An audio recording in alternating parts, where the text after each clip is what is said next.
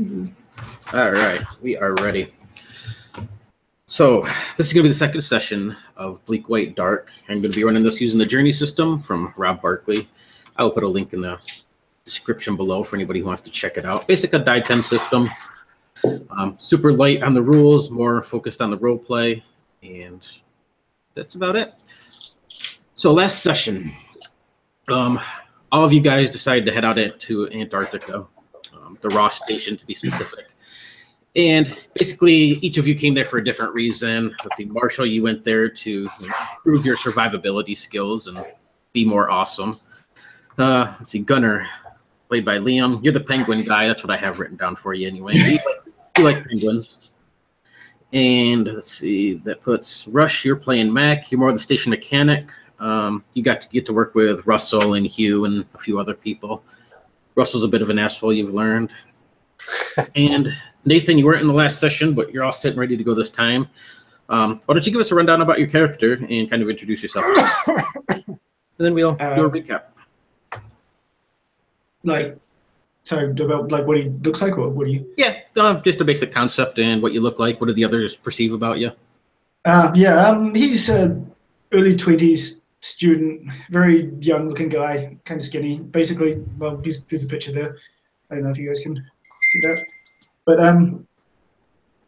yeah, he's a seems like a fairly, down-to-earth, enthusiastic, slightly dorky meteorology doctorate postgrad student.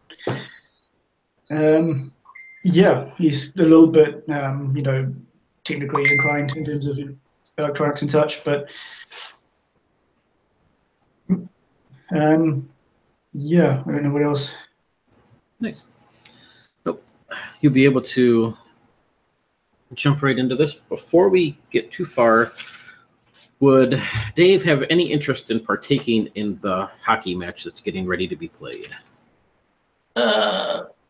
Probably not. He'll watch, but okay. So I'll set you aside with Mac, which is played by Rush. Dave. All right, so the basic concept of last session, all of you showed up to the Ross Station, got to meet a lot of the NPCs, supporting cast that are walking around here. Robin, let's see, Robin, you kind of Gunnar, you kind of connected with Robin a bit. She was the person who flew you guys to the station. She's the helicopter pilot. Pretty nice person, seems to be outgoing.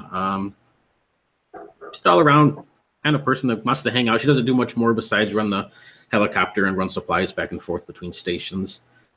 Let's see, who else did you meet? Catherine Michelson, who is basically like the assistant manager of the station or the assistant boss. Brian Bennett, who is the main head person in charge of the space. He has a child on the way.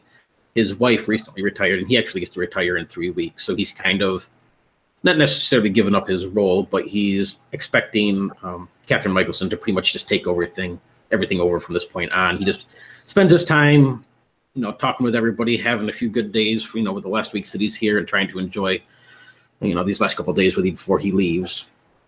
Let's see who else was on here. We have Gibbs. He's the military personnel guy, U.S. military, who's staying out here. He's the only weapon-trained marshal-type character that's on the base, but they never really expect anything to go wrong. You have Russell, Hugh, and Frankie, who are all part of the maintenance crew. You work with them the most, Mac. Russell being the boss. The other two are just kind of lackeys. Catherine seems to be a bit more impressed with you, Mac, than she is with Russell. Obviously not liking him very much. Let's see, who else do we have on here? Jin, which is Marshall's best friend, very interested in what Marshall has going on, and he thinks he has a ghost in his bedroom, which is really just Robin. Haley, which is fast-talking. She's also a nurse, but she's also in charge of the human resources. Allie, who you haven't actually met yet, but she is the other penguin lady that's on the station. She's all fascinated with penguins and whatnot. And that's basically it for the ones that you guys know. You've met a few other people, but nobody major important matters at the moment. As far as being there, not a whole lot happened. It was more of a connective session. Last session, you got to meet the NPCs. Kind of in charge of your roles. talked back and forth a little bit. Everything kind of ended with you guys getting ready to jump into a hockey match for the evening.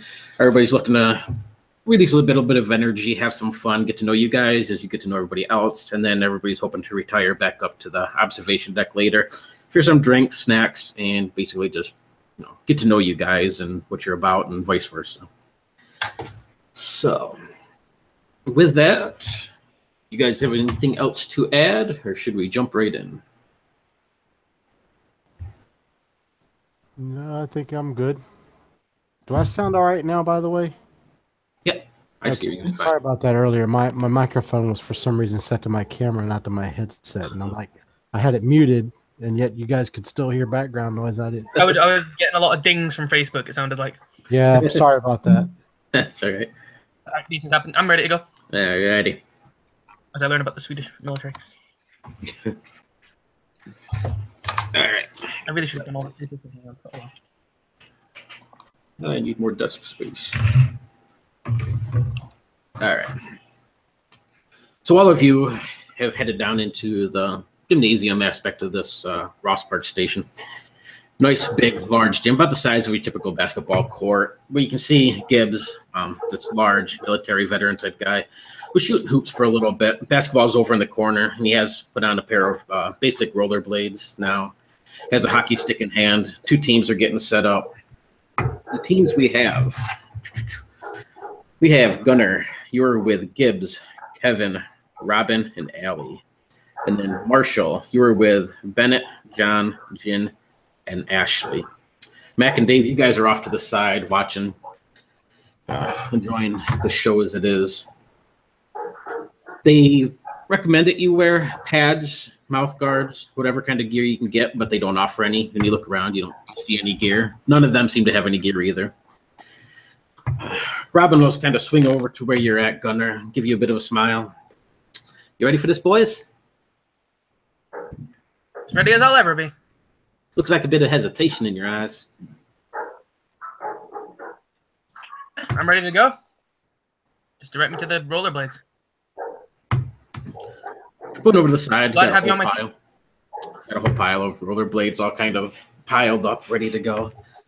All right, well, basic things here. First team to score 5, you got to buy all the drinks for the night. Beyond that, just play hard, huh? See, Gunnar thinks of a joke, but decided to keep it out shut.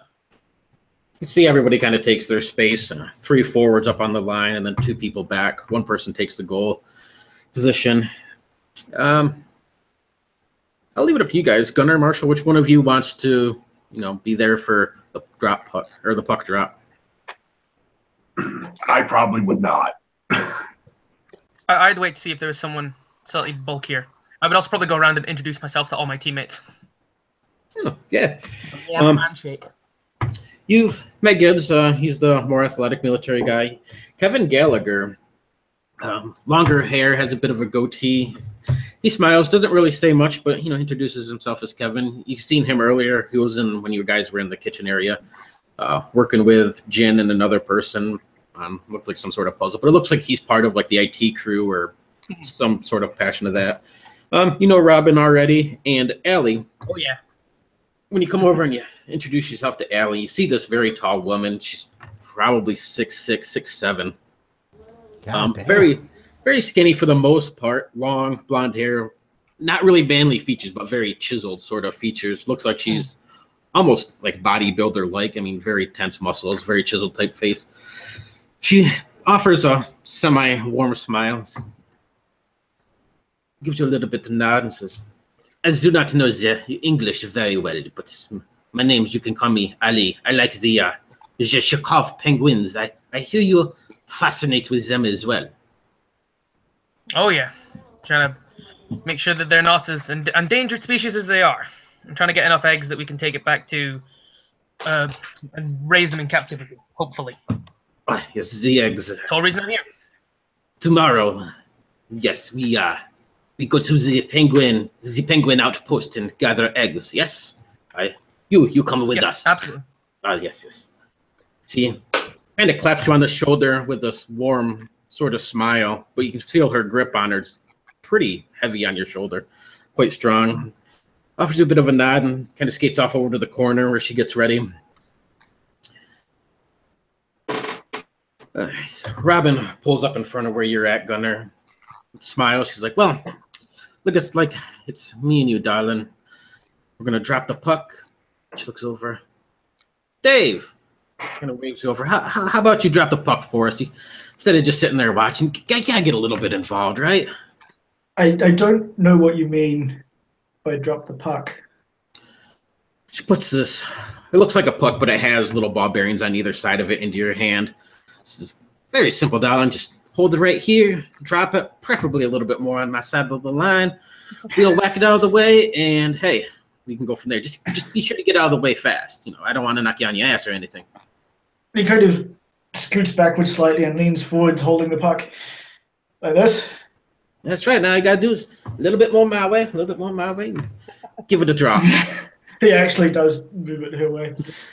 All right. Gunner, why don't you give me a D10 roll? No modifiers or anything. Big ol' 6. I got a big old 10. I would have probably said to Dave as he was passing in my Swedish accent, just, Dave, name's Gunner. And just give him a nod because his hands are currently full. Yeah, he's like, name's Dave. He kind of moves his hand like he was about to shake your hand and realizes that it's got a puck in it. So yes. Go ahead. So you were the new guys? I heard people came in Yeah, I today. just got in today. It's cold here. Just, you know, heads Oh, up. I noticed. Sorry, I'm used to the cold back home. So what do you do? I'm here to research the Chekov Red Penguins and try and get enough eggs that we can raise them back in captivity. They're really endangered, and it's really worrying. Oh, that's cool. What about you? Why are you here? Weather balloons, mostly. Oh, okay. Just sit in front of a computer for several months. He looks back at what was the woman's name? Robin. Ellie? Robin? Robin. That was Robin. Or Alan. Then, like, he's just remembering that he's in the middle of dropping a puck. And then he sticks his hand out in the middle again. Gunner just And nods just- and then skates away. He's like, 1, 2, 3. He drops it and scoots backwards like it's going to explode. Yeah, as soon as he drops this puck, hits the floor, see Robin look up at you as you start to back up a little bit, Gunner. She doesn't really pay too much attention to the puck. She just charges forward, smacking you across the chest with her hockey stick, which actually she rolled higher. So yeah, she just knocks you to the floor, smiles above you. Yeah, she's on your team. Oh, okay. Carry on. She says, you need to pay attention there, buddy. She helps you up. Says, just consider this a friendly gesture. As she starts to skate away. So, doesn't matter. I'm going to need 6 rolls. Let's see. Gunner, I'm going to need 3 rolls from you, and Marshall, 3 rolls from you. Just straight D10s. Give them to me in order. I'll do them. 2, 9, 7. Gotcha. 6, 7, 4. And let me do mine real quick. 6, 1, 4, 6.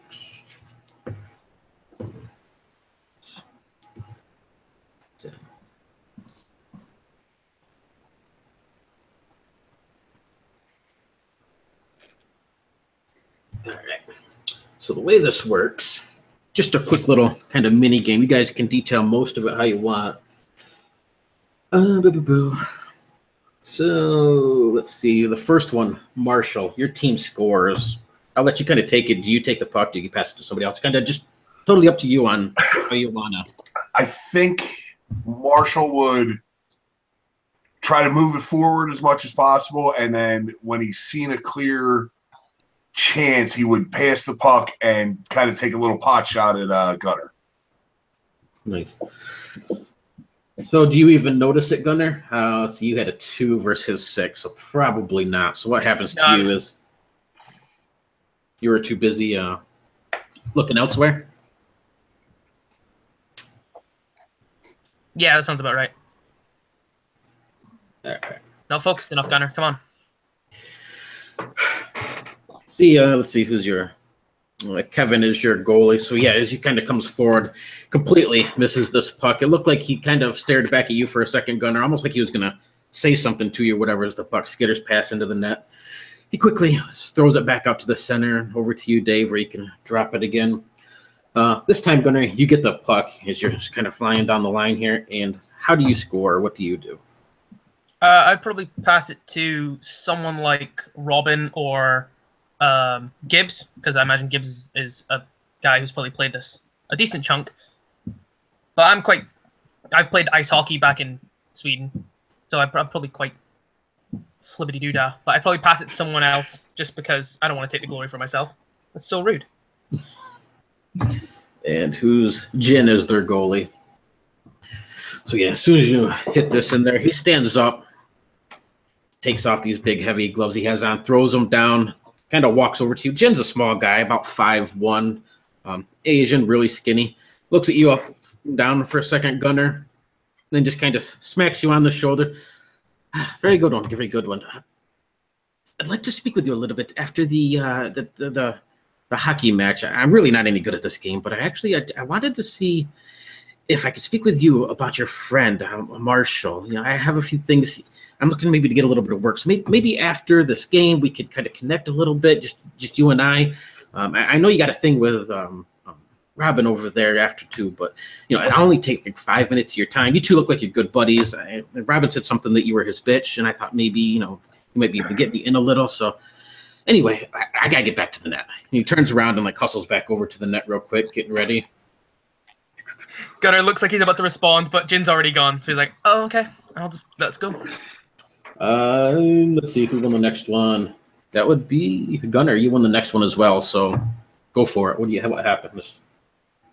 This time, Gunnar's gonna try and psych out Jin because he's trying to get in. So he just kind of winks at him, passes it to Robin. Robin passes it back, and Gunnar scores.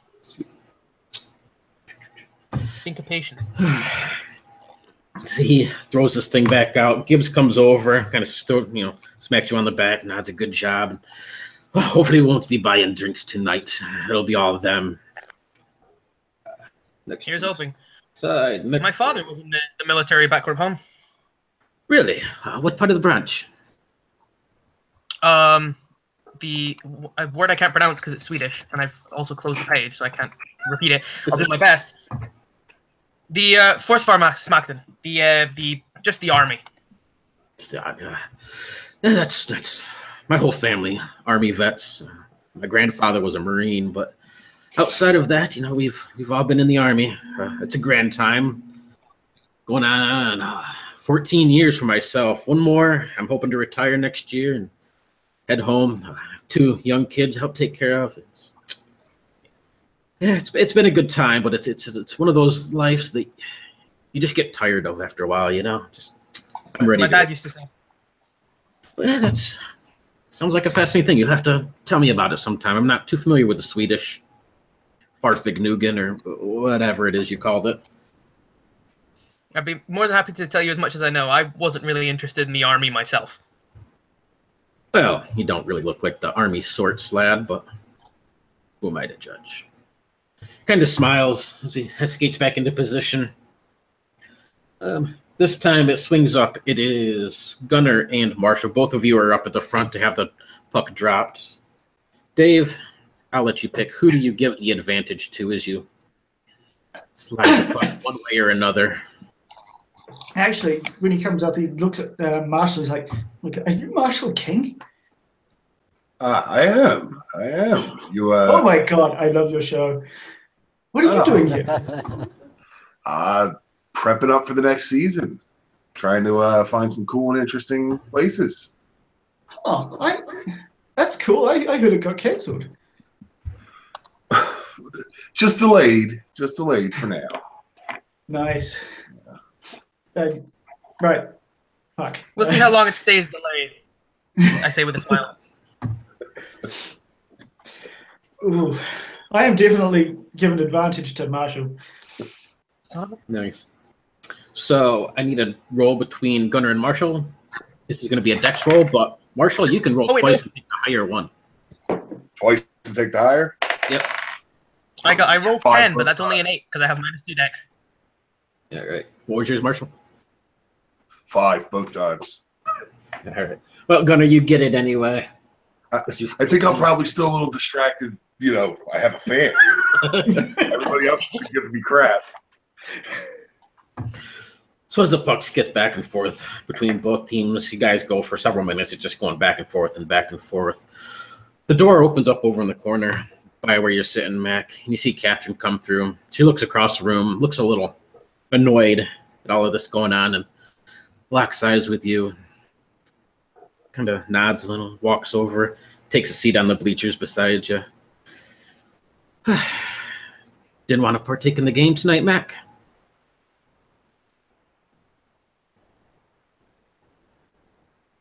You know, I don't know much about hockey or any of that mess like that. If it was football, it'd be different, but, you know. So I figured I got a big day tomorrow. I figured I'd sit down and drink a beer or two, watch everybody else. Maybe figure I'll learn something. Well, it's a pansy's game, if I'd say so myself. I'm more of a football person myself as well. What team do you like? Well, even though I spent a lot of time trying to get out to Alaska, I'm kind of a big Redskins fan, to be honest with you. I'm from the East. No, not a Redskins. No. Well, I'm from the East Coast, you know. Well, granted, I didn't grow up in the States, but I have to say I'm a bit partial to the Cowboys, you know. I mean, Well, nobody's Redskins. perfect. Well, I tend to disagree. I know somebody who's rather perfect, but so besides having shitty taste in football, what other type hobbies do you like? Well, I like grilling. Fancy myself a bit of a cook. I said that. I said this. We ain't got much of a good cook around here. I mean, Madeline tries to do a good job, and Olivia, can't say they're the best. We take turns around here, as I said. And actually, we ordered up your stuff, so that should be on the next delivery, so you can cook us up something fancy. But oh God, what I do for some good food for a change, you know, a good juicy barbecued burger. Yeah, I make a pretty mean pork barbecue, if I say so myself. Ah, That was the plan. well, I can't wait for it, Mac. It's been a long time since I'm not the best with words. I have to apologize, but I probably came off a bit strong when you met with me before. It's, it gets rather lonely out here. It's been a rough week. Things have been, just down the drain every single day. There's something shit going on, and Brian isn't really doing much around here. Everything's kind of thrown on to me, but yeah, I hope you can at least take my apology. I didn't come off too bad. I just Buddy, put up walls sometimes, I'm a country guy and a mechanic. I got a pretty thick skin. Sorry. Well, I sincerely hope that you enjoy it here. It's a lonely job, I won't lie, and there will be days, weeks that go by where there's really absolutely nothing to do here. I mean, the vehicles don't need fixed all that often. Beyond the hatch in the maintenance room, there ain't going to be a whole lot to do. As long as you can rib on Russell all you want, I really don't care about him, so he'll be gone soon enough. Just keep your head down, do the work, and I think everything will go all right. Yeah, I'm pretty sure I'll find some way to keep myself occupied in one way or another. So, what do you think about these other folk who came with you? Can't say I'm much of a fan of that King fella, I mean. Yeah, he's a talker, but he's got a typical TV show type guy, but he don't seem like he's all that bad. Bit of a bitch if you ask me, but hey, I try to give every man his equal chance, A couple of women you got around here don't look so bad, though. I got to tell you. She blushes a little. Well, can't say I really look myself, but really great team. I mean, they're all very great people. Probably you'll make friends for life. I can't promise that. You married? No, not yet. One almost once, but didn't quite work out. Me either. Well, I hope you at least enjoy the show here. I'll be up later this evening. I think the crew's going up to the observatory deck to watch the lights in the sky. We can maybe have a few drinks and chat a bit more, but I just wanted to make sure, we were on the same page, that you didn't take me for this ice queen that Russell calls me in this bitch of the station. He says, I got to keep everybody in line and make sure everything's done. Otherwise, it's my ass, Oh, I don't let Russell influence anything. She stands up and offers you a rather warm smile, a very genuine sort of thing. You see that her admitting this was kind of difficult, but she wanted to at least, kind of express where she was on this and your place and hers sort of thing. She says, well, like I said, enjoy the show, and maybe tonight we can have a few drinks and enjoy ourselves. Oh, I look forward to it. She stretches out her hand to shake your hand as well. I'll give her a not too firm of a shake, but shake her hand properly. She smiles and heads down. And meanwhile, out on the floor, Marshall, looks like you score another goal. How does that go down? I think this time I'll actually take it in. Once again, I'm a little bolstered by the first bit of good I've had since I've gotten here, finding somebody who actually is a fan and doesn't seem to hate my guts. So I'll definitely make it real showy, and I'll try to. But you'll see that I'm not a hockey player. I know lacrosse, but it works. Nice. Yeah, all right. So as you do that, I celebrate a little bit more than I should. And with that score, it takes it up to 2-2. You can see Robin looks up at the clock and her watch for a moment. Then she kind of skates up. All right, boys. In order to watch the show tonight, we need to get this match over with soon enough. It's close to 8 p.m. I'm ready for a few beers. I think you are too as well. So how about we say the next score wins? Yeah. Seems fair to me. I can do that. And this one would put Robin versus Ashley.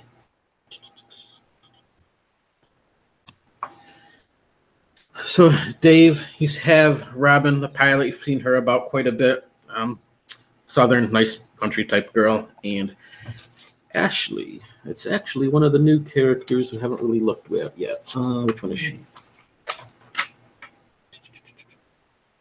She is an IT specialist. So it would be Jin's partner, Ashley.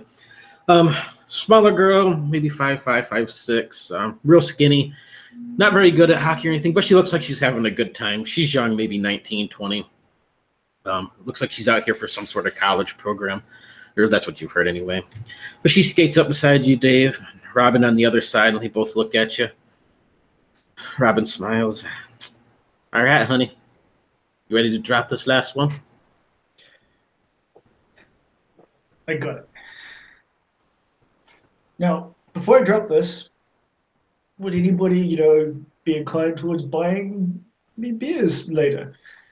Because those beers, they might just happen to come off better on this, He just kind of waves his puck back and forth. I see you're trying to bribe yourselves here. I'll buy you a beer. He has an endearingly hopeful look on his face. Says, yeah, I'll buy you a beer. See Ashley and stare at her from the... Dave. Oh, come on. Last time I bought you a beer, you tried to grab Jin's ass. I mean, you can't handle your beer. Have you seen his ass? Come on. That's true. That is true. It's so cute. Anyway. She says, no. You let her buy you your beer, and we'll still win this match. Say confidence. That's what I like to see. Who do you give that advantage to? Beer buying. All right. And that will get it. So Robin quickly hits this puck as soon as you drop it. See, actually try to hit it, but she just completely whiffs over top of this thing and nearly falls over. Quickly passes it over to you, Gallagher. And why don't you tell me how you, or I'm sorry, Gunnar. And why don't you tell me how you score that winning goal? Probably just weaving past through folk, using my ice hockey skills from, or at least as much as I can translate into rollerblades. And just, I see the opening and whoosh, in it goes. You see, as you get up to Jin, he's just completely looking over at Ashley as she's kind of skating across the floor, just completely oblivious that you're coming. He stands up like he's getting ready to say something, and at that last second, seeing you come up and drops down to try and block this thing, but it just cruises right underneath his stick and into the net. He shrugs, takes off his gloves, smiles as he starts to walk past you, Gunnar. He's like, "Hey, and don't forget about me and Marshall. I only need like 5 minutes of your time, man. Okay?" No problem. Good game, Jen. You see, he quickly runs over to Ashley, helping her up on the ground where she was falling over, and two of them start talking. Everybody kind of starts to break off a little bit. Gibbs comes over and kind of wraps you in this huge bear hug, Gunnar, lifting you off the ground. He's like, "That's a hell of a shot, boy. Hell of a shot." So I think we're going to have to be on more teams more often. I would hope so. Well, I'm going to head up to the observation deck. Marshall, looks like drinks are on you, boy.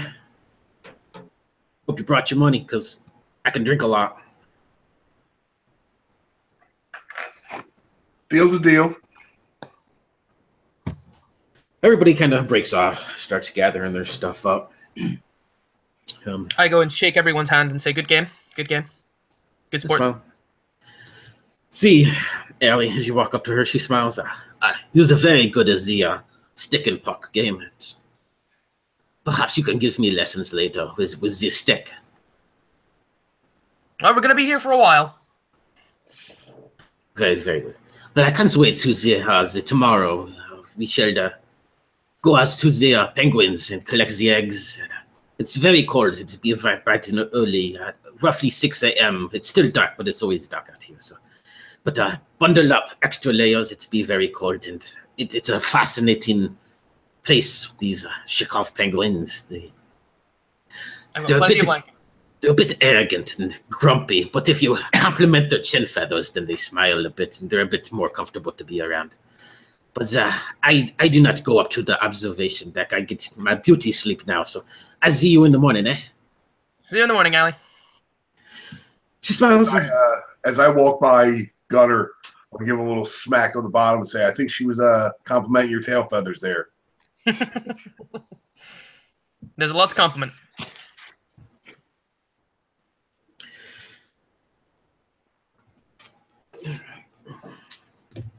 So with that, everybody kind of empties out a little bit.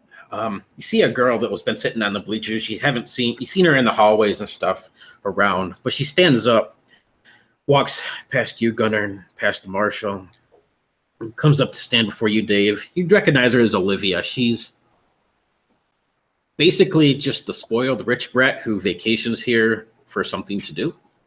Her grandmother is Madeline, who often works in the kitchen and stuff like that. But she has absolutely no purpose. She has no job to be here. She basically just bought herself her way in. But she comes up and smiles. She's like, you remind me of somebody. She digs in her pocket and takes out her camera. It's like, I'm writing an adventure story. Think sci-fi meets Jurassic Park and Home Alone. It's an excursion through the wilderness. Dinosaurs, a stegosaurus, and triceratops, and a young lad who was lost in the wilderness. And these two men are after him, trying to steal his dinosaurs and his riches. And there's a man who comes to save him. And when I picture this man, all I picture is you. Would you like to be the hero of my story, Dave? Yes. So he kind of straightened himself up slightly, almost unconsciously striking a heroic pose. It's like, I just want a few pictures. Did you have any adventures as a child? You probably never came across any dinosaurs, I'm sure, but did you ever battle any evil guys or do anything exciting? Well, I'm from New Zealand, so obviously I fought the orcs. Are orcs like pigs in New Zealand? Did you wrestle pigs? Yeah. Oh, Sure. I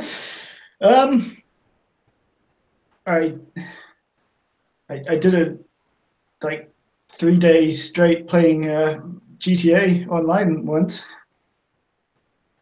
I don't know what that is, Dave. But that's okay. I'm not worried about that. Let me take a few pictures of you. Strike up a pose. Give me a few muscle poses, if you will, please. I'm trying to Photoshop a cover for my book.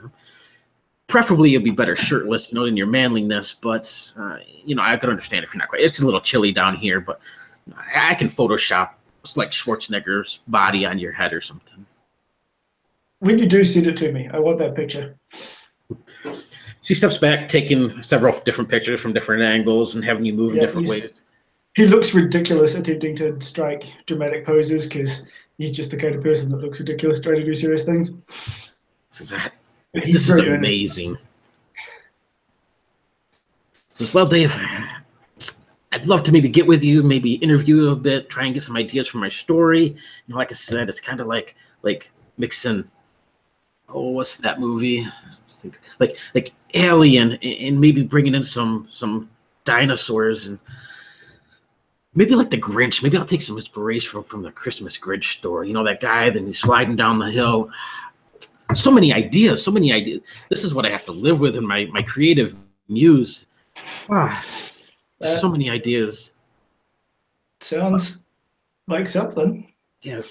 So I'd love to talk to you about this and maybe get some ideas. We can interview some different people, come up with some stories. Clearly, I want you to be the hero of these stories, a man such as yourself. But I would love that if you maybe just set aside a few minutes for me, maybe tomorrow. Hey, do you know where I live? Funny one. You're even a kidder. Man. If only I wasn't married. My husband's not here. So. Oh, well. She smiles. So tomorrow, I'll buy the coffee, nice warm cups of coffee. Oh, one last picture. She takes a couple quick snaps and turns. Thanks, Dave. See ya. That was a bit weird. Right. She walks past you, Gunner, heads on out, just kind of leaves the last couple of you left there. All the four of you are still left standing there. So whatever you guys want to do there, everybody's headed up either to their rooms or upstairs for the observation deck. I promised Jin I would talk to him, so I guess I'm stuck with that for about 5 minutes. So yeah, as soon as you go ahead. I was gonna say I'm gonna just head on up to the observation deck and start looking see if they've got the makings for rum and cokes. Save me a beer, Mac. Will do. Right. Marshall, where are you headed? I'm gonna head up to the observation deck, pay my dues. All right. And Dave, where are you headed? Also the observation deck. All right. So as you all four kind of head on out, start to head up, you can see everybody's heading up a flight of stairs down on the far end.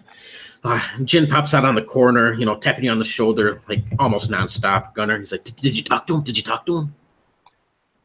I mean, I didn't really get a chance to. He said he's up to the observation deck. Oh. And he's the one buying our booze. Well, did he tell you what's happening? I mean, Did he say anything to you? I think he said something about a ghost. Is that right? Oh, yes, he says. Do you believe in ghosts? I've had no experience of them, so I can't say one way or the other. So at least you don't not believe in ghosts. So, well, listen. Here's the thing. I go to bed every night, about 9 o'clock, pretty much on schedule. I have a bit of a schedule thing, a little bit of an OCD. I like to, have everything set in order. I always place my toothbrush on the right-hand side of the sink in the little holder. And every morning when I wake up, it's on the left side of the sink. It's crazy, right? I can see it in your faces. And I swear, roughly 2:30, I think it's about 2:30 in the morning, I always hear footsteps walking through my room. So I always make sure I haven't looked at anything because I'm sure it's a ghost that's in there. It's messing with my stuff. So what I'm hoping is, your buddy there, he can kind of come in, maybe set up some cameras, see and figure out maybe who this ghost is and why they keep moving my toothbrush. I'm really hoping that they're not putting it in the toilet or something. I mean, it is a little wet in the morning, but maybe you can work with this guy. He didn't seem like he really wanted to help me, but I could use a little leeway here, give a buddy an edge. What do you say? I'll see what I can do, Jin. Do you have a nightlight or anything? Well, no, I mean, I sleep in the dark. Yeah, you could use a light. You could. That didn't happen. That was just me. You could use a nightlight because then you'll be able to see if anything's in your room. But then I'd have a there. light in my room, and I kind of need darkness to sleep. I'm a very sensitive sleeper, and I didn't really want to put a light in there, and then I'd be up all night trying to sleep, and I didn't bring my melatonin with me here to the station. I tried to get some, but they wouldn't give it to me. Some sort of chemical reaction or some shit with the shots they gave me, and I was just all he'd have to do is set up a little camera in the bathroom. I'd even put a shelf up if he wanted me to put a shelf and just kind of scan it down just to figure out, why this ghost likes my toothbrush. I haven't brushed my teeth in like 3 weeks now because I'm just paranoid something's wrong. Glad to know that. I'll see what I can do. I'll talk to him. I'll see if I can convince him. What do you say? Yeah, just put in a good word for him. Just. I mean, he doesn't need to spend the night in my room. I mean, if he wants to, I'll set up a sleeping bag on the floor for him. I'll let him use my pillow. I mean, I don't really need. I don't want him to sleep in bed with me, of course. But I mean, I'd be happy to help a man out a little bit. Maybe slip a few coins his way. I just pat him on the back and say, "I'll see what I can do, Jen." Yeah. Thanks, Gunnar. You can see you just kind of waving as you walk away. As you all get upstairs, it's basically like a spiral stairwell that goes up to the top of the observatory deck, big glass dome type building. You can see the lights in the sky from what is the Aurora Australis, bright greens and blues as they light up the night sky. Everybody's sitting around. You can see Kevin and Ashley over in the corner. Kevin's playing a harmonica, Ashley with a guitar. Neither singing really, but they're just playing like some sort of instrumental song, kind of a soothing, relaxing sort of thing. There's a whole bar along one wall that's littered with, there's some rum, nothing overly fancy, just your basic generic sort of liquors. A large case of beer or a cooler. You can see over in the corner, there's a large glass jar that's full of dollar bills and odds and ends.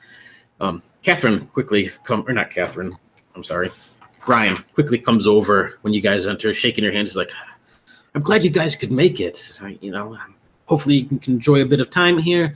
Says, we don't necessarily charge for the drinks and whatnot. And to be quite honest, I don't like drinking on the base. However, on nights like this, after a nice game, excellent play, by the way, Gunnar. We like to relax for a little bit. You can welcome yourself to have a drink or two. Dave, no more than 2 for you. I remember last time Jen put in a complaint. I mean, I understand it was just a mistake and a little bit of an accident, but he's a sensitive fellow. But as long as nobody's getting slashed and having any problems, go ahead and have yourselves a drink. But if you're willing to throw in a couple dollars, that works for the next time around, so we can get more in. If you get my drift, but please, enjoy yourselves, have a little bit of fun here. All right. You gotta find beer. Let's see. You can see Haley, the resource girl. She's also a nurse, but she's up there over to the side along with Allie, who said she wasn't going to be there. But you can see she takes a few drinks. She nods to you, Gunnar. I had to have at least one small drink to go before I get to bed. It helps me sleep. She stands up and downs her shot of vodka, heads on past you to head back downstairs. Henry's over in the corner. All you can smell is weed when you walk past him. He smiles. Robin is across the way as well. She's getting out this checkerboard. Gunnar, what do you say we have a bit of game of checkers, huh? I was going to have it within my room here with Henry last, but I figured I'd bring the game up and maybe play a game of checkers. Sure, absolutely. All right. She sets everything up and sets a beer on your side. What does everybody else do? Anybody you specifically want to talk to, or do you do anything? Or?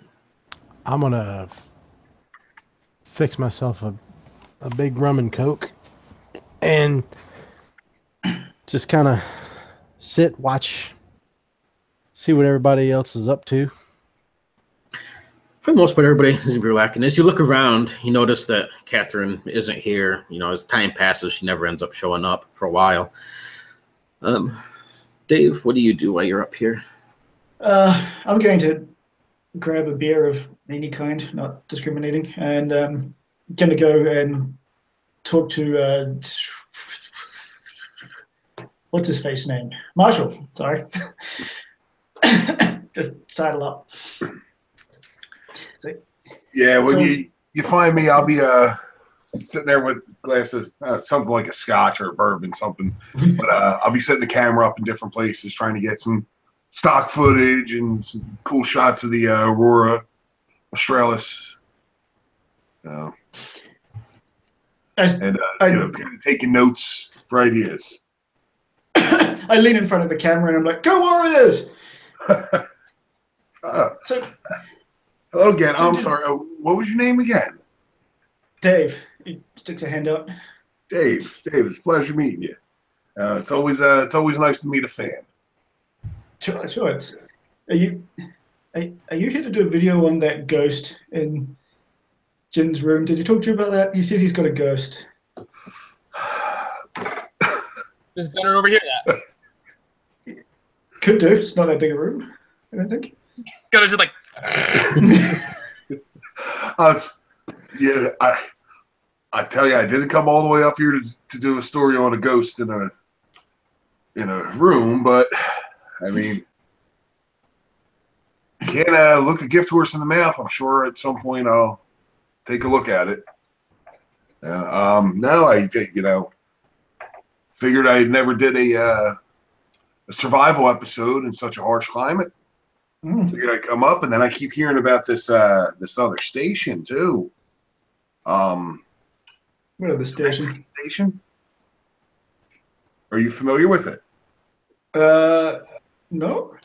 Yeah, I'm gonna have to ask around. Apparently, that was the site of a incident. I think a nice horror episode could be made with this. Oh, that sounds so cool. What was the name of that station again? Smolensk. Give me just a second. I'll find it. I forgot how to pronounce it. I wrote Semensky, but I could have also misheard it. Yeah, it's pronounced weird. Where'd it go?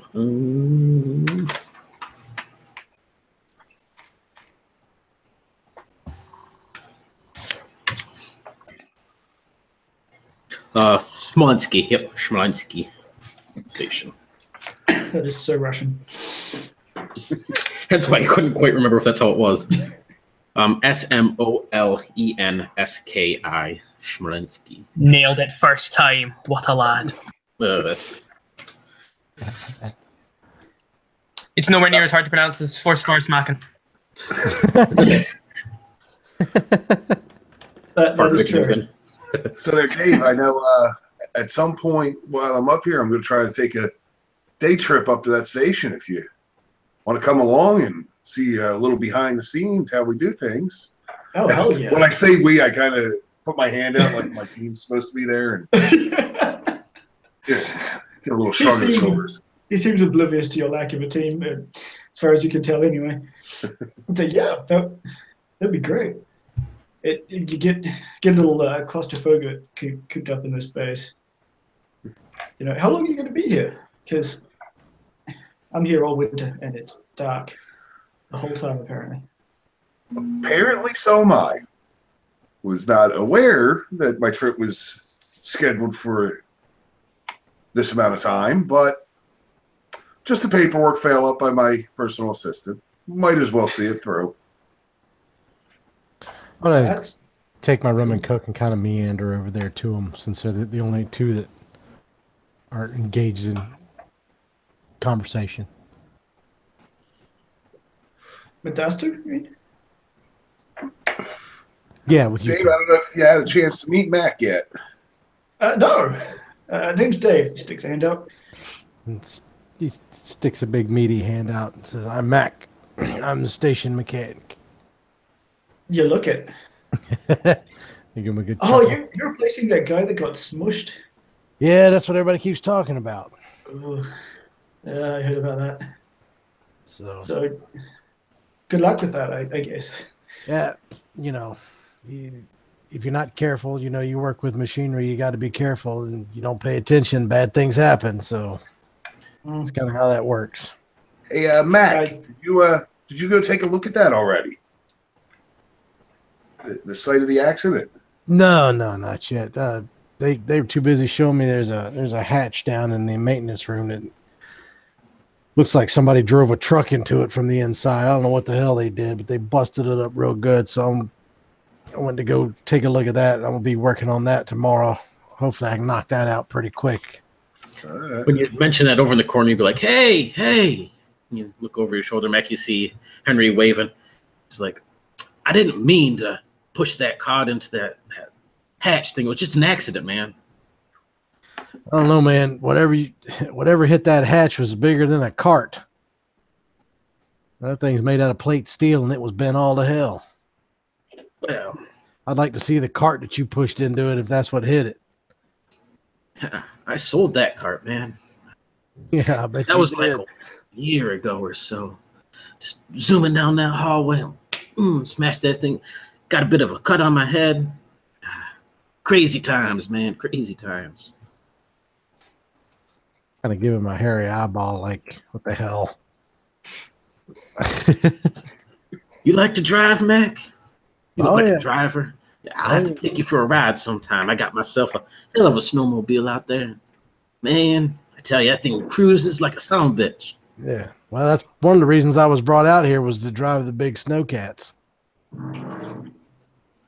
Oh, man. Hey, Henry, are you the one that's been out to Smolenski Station? Oh, man, I've been out there a few times. Yeah. Is it worth the ride out to take a look? Well, you like looking at old ruins with empty stuff and pretty much just garbage around, then sure. Ain't much out there to do. Nothing to smoke. I've worked with less. Yeah. Some great stories out there, though, man, I tell you. About that guy who, if you go into his room where there was, you can see all those hash marks on the wall. Some crazy stuff, man. We got to do that. Well, if time allows, maybe you could drive me out there. Me and Dave here. Sometime in the next couple of days. Take a look around, try to get some footage out there. Don't let him drive. It'll take Damn, us like man. 2 weeks to get there. My buddy Mac here, he's in charge of the snowcats. We could probably borrow one of them things and take it out there. What do you say, Mac? Tomorrow, me and my boys are gonna drive on out there to the Smolenski Station with the snowcat. Okay, you gotta get that thing gassed up in the morning, man. Well, I got to Thanks, get this. Mac. Man, you the man. He's got this, boys. As long as we don't leave too early, I got to try and get his hatch fixed first. Well, I got me some things I got to do too tomorrow. oh man, didn't the ice queen put you in charge of the toilets? I heard something about that. Gotta tell you, man, it's not a fun job. I had to do it the other day, and down there in Ellie's room, man, she drops a deuce like you had never seen. Oh. I think I'll down my bourbon and walk away from Henry at this point. See you tomorrow, Henry. Henry, dude, come on. That's gross. Hey, man, you didn't have to change the toilets like I had to do the other day. You're in there playing with your shitting out there in the clouds and pretending you're some sort of meteorologist, a weatherman. And me, I had to scrub the toilets. I was in there. I seen the size of that turd. Come on, a woman that big? Can you imagine? I'm going to turn around and look out the window. Nice view. Nice view. Should have took a picture of that, man. I could have showed you next time. God damn, Henry. Marshall, man, if it's in there tomorrow, she leaves it there every day, I swear. You got to take a picture of that shit. Literally, you take a picture of that shit. So I don't think Dave believes us. God damn. Maybe it's a ghost. Yeah? Ghost going into people's bathrooms? Oh, man. Did Jen tell you about his ghost? What do you reckon? Ghost of a... What if it was the last meteorologist and they killed him? Now he's haunting the bathroom. Oh, man. Well, that's one story. You need to get with Olivia, man, and tell her about that story. And you better watch out. You might be the next ghost. Oh, shit, man. I didn't think about that. Kind of stares off out the window beside you, takes a seat in his chair, almost, just dazing off into the sky there.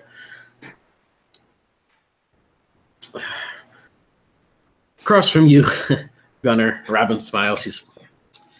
This is an every night thing, darling. It's entertaining, at least. Henry's a good guy, but he'll go on for hours about that shit. Literally? Yes. Almost every night. Him and Allie don't quite see eye to eye, but I think he's got a bit of a thing for her, but That's just... Gunner just shrugs with a smile on his face. I have to share an office with him in the next 12 months.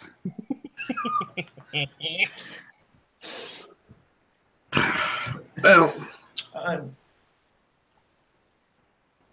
over on the side, Kevin and Ashley pick up their music stuff, take a few, and they're like, well, guys, I'm calling it a bit of night. And Haley smiles.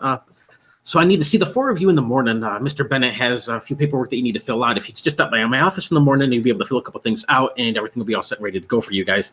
I believe he has a mission for you guys. I think you're going to be helping Allie in the morning. Mr. Mac, the guy, you.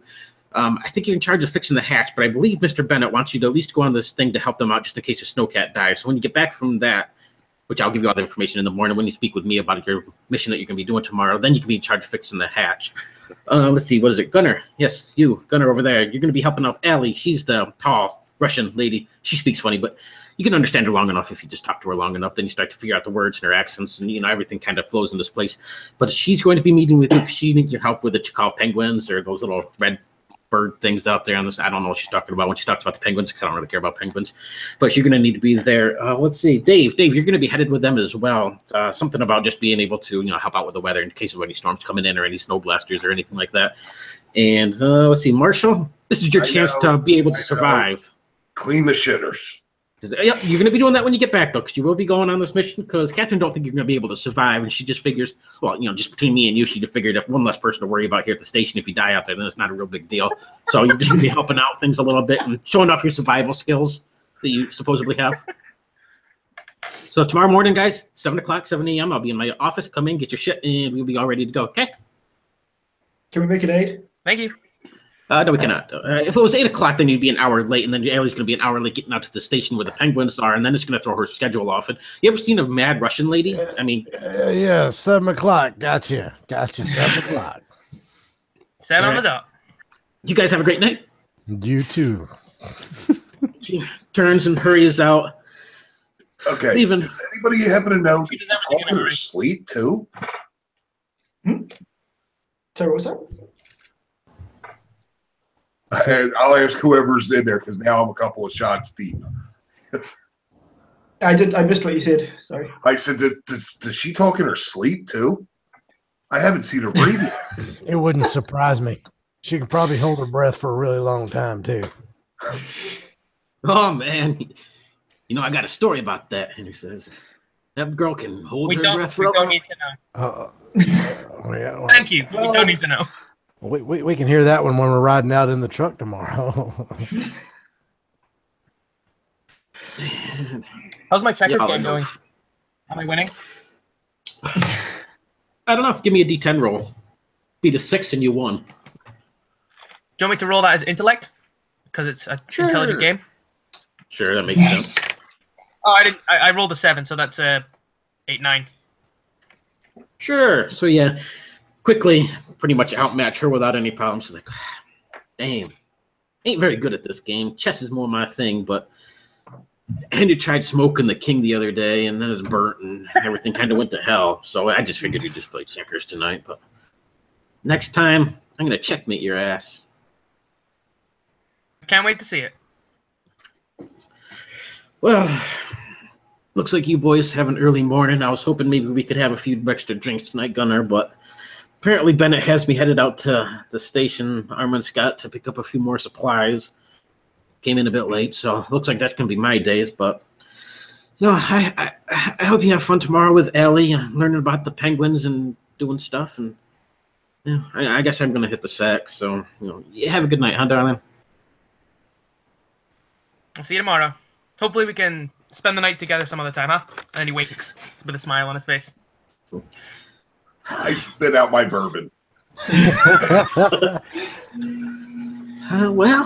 Well, the man's efficient with his time. You gotta. Yes. I spit out more bourbon. The nights do get awfully cold around here, Gunnar. So I might light like that. I've got a lot of blankets. You can see she blushes in her cheeks a little bit, not really sure what to say, and kind of puts her head down a little bit and heads out of the room. Oh man, you're one smooth talker, Gunnar. You got to tell me how you're getting in with the ladies, man. I've been trying to hook up with Haley for a while now, and she just in between yapping her mouth and stuff. She never shuts up long enough for me to get any words in, man. You're gonna have to teach me some of them moves. Just gotta learn to listen, my friend. Yeah. Gotta be assertive. Them ones that like to talk so much, you gotta be more assertive. Gotta get in there and cut them off. Make sure, then kind of give him a shit-eating grin while I take a sip of my drink. Also, ideally, you want to be about 10 years younger. Just saying. And stop talking about people's shit all the time. Yeah. That's probably not gonna help, yeah.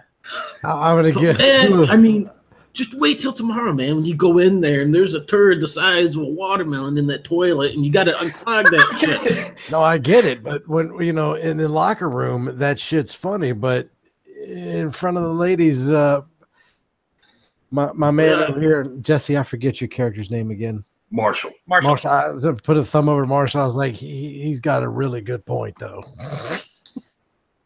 Man. Y'all are better with the ladies than I am. Can't talk about the shit in front of the girls. Keep the poop inside your body. It's got very strange. I'm going to return to my room. Thank you, gentlemen. I'll see you tomorrow. It's starting to feel like that time where we were all better off just calling it quits on this. I'll see you guys way too early in the morning. What time is it, by the way? Yeah, about 10 p.m. Oh, well, in that case, I'll be awake for the next several hours playing games on my phone. But so with Catherine not showing up, Mac is actually going to go ahead and hit the sack pretty early. Mac's used to waking up pretty early, so I'm probably going to hit the bed around 10 and be up by about 4. And probably going to go down and start working on that hatch for a few hours before we have to go meet what's her name at 7. So yeah, as you head downstairs and you pass Catherine's office, headed to your own bedrooms and stuff, you see she's at her office, just sitting at her desk. Her door is open, and she looks like she's just poring over paperwork and kind of rubs her face like, this obvious stress sort of thing. You can see she's writing notes and flipping through paperwork. She looks up enough to smile. She's like, man, sorry I lost track of time, Mac. I was supposed to have a drink. My apologies. Did Haley mention that we need to speak with you in the morning about helping out Allie? She did, and I will be there. I'm going to go work on the hatch first thing in the morning for a few hours first, but then I'll head over there around 7. And don't worry about the drinks, darling. The bottles will be there tomorrow, too. Actually, Russell, I already had to tackle the hatch since I knew you wouldn't get a chance to. This is Bennett's thing, something he wants you guys to do tomorrow. I don't really know what the deal is. I would have preferably had you work on the hatch, but if you don't want to worry about it in the morning, you want to get around and just do this thing for Bennett so, he doesn't go off whining like a bitch, then, that'd be great. But Russell has that covered for the time, but... You're the boss lady. I'll go work where you tell me to go. Says, well, just be here at 7, get a few hours extra sleep, enjoy it, because it's hard to sleep out here where the night's always dark and things get out of whack a little bit. So you probably should sleep in a little bit, get a little bit of sleep on. All right, well, I might go have me another drink or two before bed then if I ain't got to get up so early. So I'll see you in the morning. Thanks, Mac. Thanks. I'll actually head back up and have another drink or two before I go to bed then. Yeah, everybody else slowly kind of filters out saying goodnight and headed to the beds and stuff. Henry's headed back down. Something about he has a hard night of watching the storms outside and something or another. You're not sure what the hell he's talking about. Dave, as far as what you know, there is no storms and everything was perfectly fine, but Henry likes to make himself look important, so. Sure, I let him do it, got to be a good team player. Yeah, everybody else is headed to bed, so unless you guys want to do anything else or head to bed, that's totally up to you. I'm probably, once I get near my room, Robin's in 13, right? Yeah. So I'm going to think about knocking on her door, like just to say goodnight again, but I think, she's probably asleep. I'm just going to head to my room, go in, and then probably read my book for an hour, and then go to bed at 11. Yeah. They book about the rules and regulations. I think I got like halfway through last time. Yeah. So just an hour reading that. All right. Marshall, what are you up to? I will probably continue drinking for a bit, and then I'm guessing Mac's probably going to be the first one up in the morning because he was already planning on getting up early. He'll probably find me half in and out of my room, passed out on the floor. Well, I was going to go up and have a couple more drinks too, so I'll be there through all that. Okay. No problem. Come morning, I won't quite make it into my room, so I'll be found on the floor halfway in. I'll get you up. Passes out at 6, wakes up at 7. All right. And Dave, are you headed to do anything else? Or are you going to get some sleep? Or? Kind of go to his room, and then just stuff around on his phone till late in the night before sleeping. Basically just, I don't know, Candy Crush or whatever. Alrighty. Not a real gamer. In that case, Mac, you're the first one to wake up and get all your stuff around for the morning. As soon as you open up the door, you can see Haley standing there like she's getting ready to knock on your door. She's like, oh, Mac, you're already up. I just wanted to let you know that everything is all set in the office. When you can get a chance to stop on down, I'll get everything hooked up, and Mr. Bennett will have you all set to go. Do you know what the hell happened to Marshall? Why is he passed out in his doorway? He was probably attacked by a bourbon monster. Well, I'm not the strongest person. You think you can lift his ass up and drag him along? I'll get him up. So I shake Marshall around, smack him around lightly across it. Get up, man. Come on, get up. Oh, hell, this wasn't a dream. No, it won't. I really am here. Yeah. Remind me to fire my assistant. I'll do it. But you're going to have a hell of a hangover on the snow today. It's all right. I've done more with less. Yeah, let's hope so. So I get him woke up and then start making my way over to what's her name's office there? Catherine's. Yeah. Or Haley's, whatever. Haley's office, yeah. Yeah, she knocks on your door, Dave, a little bit later. Make sure you're up and everything's okay. Same with you, Gunnar. Make sure that you're up and everything's all set. She's like, you guys can swing through, grab some food in the kitchen. Now there's eggs and some hash browns. Everything's already laid out. Grab yourselves a plate. Come on down to my office. We got a couple little things to fill out, and you guys will be set to ready to roll on the ice today. It's going to be a cold one. I think it's negative 42 Celsius or Fahrenheit, so it'll be a little bit bitter. Be sure you bundle up extra layers. I've done it before. Has Robin already grabbed her breakfast, Haley? Oh, what's that? Has Robin already grabbed her breakfast and gone? Rabbit. Just out of curiosity. I'm not sure. She says I didn't see her around this morning, but she was supposed to head out early for this some sort of shipment or something that's coming in that they didn't have a time. I'm not exactly sure, but I don't know. You can knock on her door. I don't know. I'll give it a knock. Don't worry about it. It's like, all right, guys, thanks. I'll see you in a few. And she scurries off down the hall. See a couple other people in the station kind of climbing out of the rooms, making their way through the kitchen, grabbing some stuff. Henry's passed out on top of one of the kitchen tables that are in there.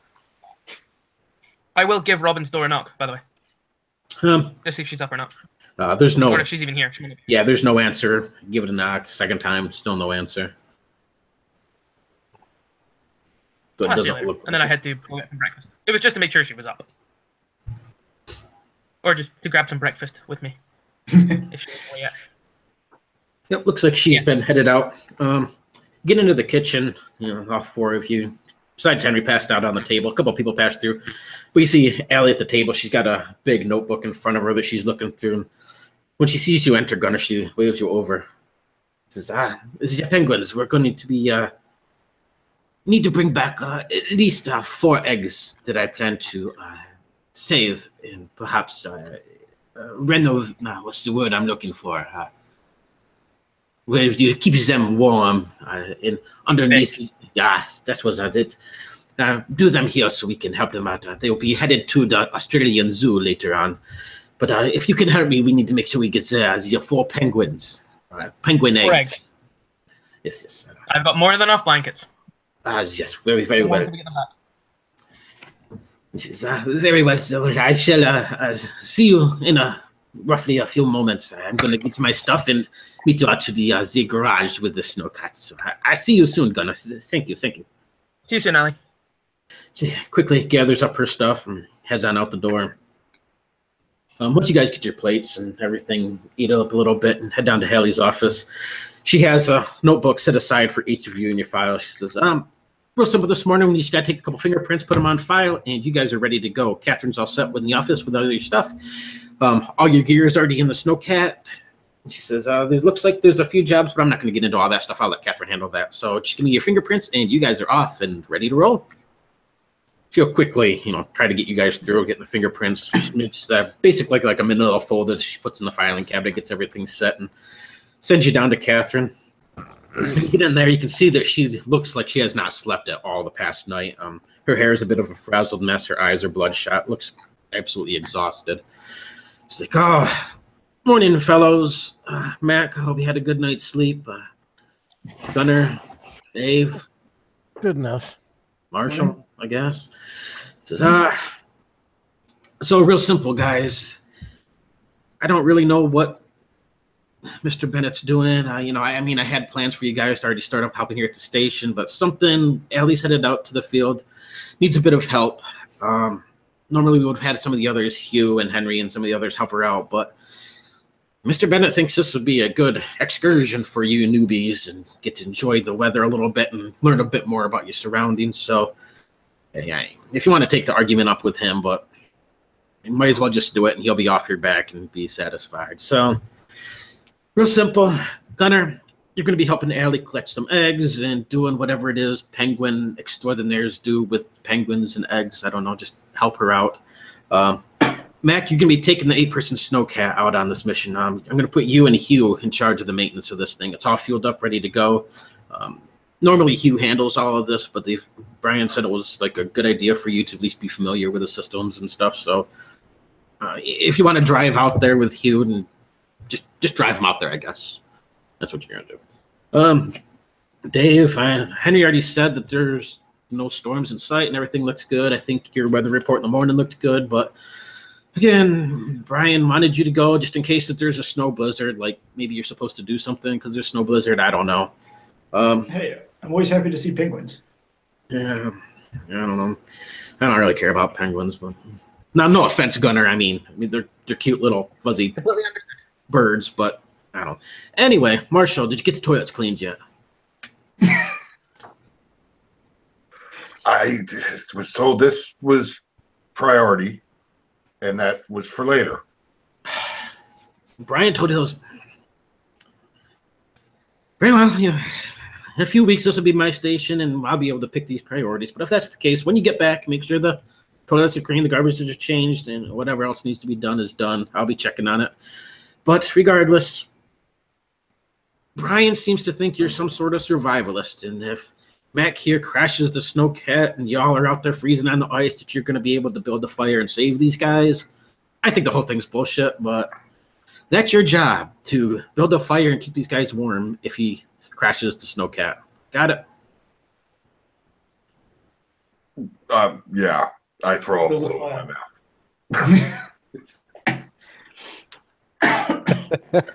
Well, looks like we have a crack team of commandos here, so good luck back. I hope you make it back. And Ellie's out there waiting, so penguin away, fellas. Sweet. All right, I'm off to the. Gunner follows. I swing by the kitchen on the way out and fill a thermos full of like the strongest possible coffee I can get the machine to make, and bring Marshall a cup of it as we walk out to the snowcat. I like the idea that you just put a bunch of coffee beans in a cup and then just shake it up a lot. No water involved. Hardcore. Too loud. Oh no, I'll gladly drink the coffee, and strangely, within about 5 or 10 more minutes, it's like nothing ever happened. I've played this game professional drunk. before. When you guys get out there, you see Allie already has everything piled into the snowcat. All the supplies, everything's already set for you. Hugh's up in the passenger seat, and he waves you up, Mac. Hugh does not say anything. He's the one that was a mute, or never, very rarely talks, if anything. But he offers you a nice smile and points for you to go ahead and take over driving this thing. Quickly takes out a little pad of paper and writes something on it and shows it to you. And it says, "Bennett told me to tell you that you're in charge of driving. I'm just here to help out in case anything's needed." All right, sounds good to me. He nods and sits back, kind of reclines his chair back a little bit, and opens up a Sudoku book and starts playing around with that while drinking his coffee. Ellie sees you come in, Gunner. She's like, Gunner, you sit next to me so we can talk about the penguins in the rating rituals of the Chekovs. Yeah, absolutely. I've got my notebook and everything. It's very fascinating. And she kind of looks at me and is like, well, you guys can sit wherever you want. I don't care, but come, Gunner, you sit next to me. She pats the chair next to her and snuggles over close to you so she can start showing you her notebook of different details. And yeah, it's basically just pretty much all the stats you already know about the penguins, but she likes to share all of her information, kind of share notes back and forth. As you take this thing out, Mac, I'm going to need a D10 roll from you just to see how you handle this thing in the snow and driving on out. Give yourself, I'm going to say like a +2. Okay. We're going is higher better or? Yeah, higher the better. Well, I got a 5, so I guess with a +2. 7. So yeah, its handle's a little bit different from what you were used to. Probably maybe haven't messed with them in a while. This is a pretty large snowcat, big treads on the back, and it has like the runners on the front. But able to get it out there. See Alice, she's like, Mr. Driver, man, what's your name? Mac. Mac. It's about a 2-hour drive. I've put it into the GPS system. Her name is Hilda. She will tell you where to go. Just follow the things. It's dark, so be sure to have the headlights on. And once we get out there, we got to be very, very quiet. The Chekov Penguins are testy little things. We don't want them to scatter, so we park off a little ways back as we walk the rest of the way in. But you listen to Hilda. She directs you, yes? Oh, yeah. I can handle the snowcat. You just tell me when to stop, and I'll get her nice and quiet. Very well, very well. Again, it's 3 months of night out here, so it's just absolutely pitch black. The Aurora Australis is pretty much dimmed down for the night. It's more of a nighttime thing, so once it's back into the normal morning, even though it's still dark, pitch black outside. There's no light besides what you have is the headlights shining out. In the back, everything's been loaded up with extra blankets, warming blankets. You have an extra container of gas and an extra battery in case anything happens. And then all of your basic regular gear, flashlights, matches, some extra tinder wood, basic survival gear, things like that. Nothing overly fancy, but all the basics you would have on this kind of thing. And the whole way out, unless, Hugh doesn't talk, so he doesn't really say anything besides, he'll nod and smile if somebody said something to him, but he just works on his Sudoku. And Allie pretty much ignores everybody except for Gunnar as she compares Chekov Penguin notes with you. So unless you guys want to do anything else. No, I'm just keep on driving. I'll just sitting in the back, kind of between awake and dozing off a little bit, but trying to keep an eye out, get any shots I can. Spend a lot of time looking through the GoPro. Catch up on that sleep, Marshall. Give me a perception check, actually, Marshall. All right. That is 8 total. So as you're kind of peering through that thing at one point, since it had the night vision on there and stuff, in the distance you can see what looks to be like a dog-sized animal scurrying across a bit of the snow mounds, and then it disappears behind some mounds or large rocks or something. It's just like that brief second of an image. Not quite sure if you actually saw it or not, or if maybe it was just a glitch on the night vision or something, but it looked like something was out there for just the briefest of seconds. I kind of just make a little note on the what time it is, so that way I can go back and look at the footage later. I've learned doing this for a couple years. You never stop filming to take a look. The rest of the way, otherwise, you basically just get all of your natural surroundings and get what kind of pictures you can and stuff. That's the only odd little bit that seemed to pop up on your camera or whatever. Ellie pretty much just talks to you the whole time, Gunnar, about how the Chekov Penguin males have been tending the eggs now for roughly a month. The females lay the eggs, the males take care of them for a few months, and then when they finally return, about the same time the hatchlings would be hatching. They should be returning in another 3 weeks, she figures, but she was heading out here today. She was out 10 days ago. Everything was looking good. Headed out today. She does it in sort of like 10 to 12-day increments. But yeah, she wanted to come out here. She's looking to get 4 eggs and basically just make sure everything's looking good and the penguins are doing good and, slowly building up their stock of population stock again. Otherwise, nothing else happens. It's just this lonely drive into the darkness. Dave takes at least one photo of everybody. He's like riding shotgun, so he's holding his phone up in front of him and like getting a photo of himself and everybody back behind him. Because this is all very fun for him. This is all going on his Facebook later. I'm getting those selfie images. Yeah. And almost like a sixth sense, as soon as Marshall realizes he's in the frame, he turns around and gives a smile. It just always looks great, no matter how candid the rest of the photo is. You see the GPS beep showing you the shut the cat down here at your destination, Mac. And get everything down. Allie quickly wraps the blankets up and gets all of her snow stuff on, puts on some snowshoes. Gunnar, you come with me, yes. Hugh said he gonna stay here and watch the snowcast. Rest of you, perhaps you want to come see the mating portions of these the Chekov Penguins. Help us gather a few things. They need some people to help carry my gear, yes. You, she points at you, Marshall. You carry the baskets, and you, Dave, I need you to help carry the camera feeds, okay? Department. Give Marshall a solid pack on the shoulder. Have fun with that, buddy. Is Mick, your name is this, Mick. If you could come with us, you're going to be holding these lights. And she hands you these, it looks like a extra large flashlight type beam. She says, it's all dark out there. This works much better than the small flashlights. I suggest you take a few with you, but you're going to help us light our way so that we don't stumble over the ice chunks and end up skinning our knees or something, yes? Oh, I thought I was staying with the truck. No, he would say he stayed with it. Well, he didn't say. He wrote down that he's going to be staying with the truck. He just nods and smiles at you.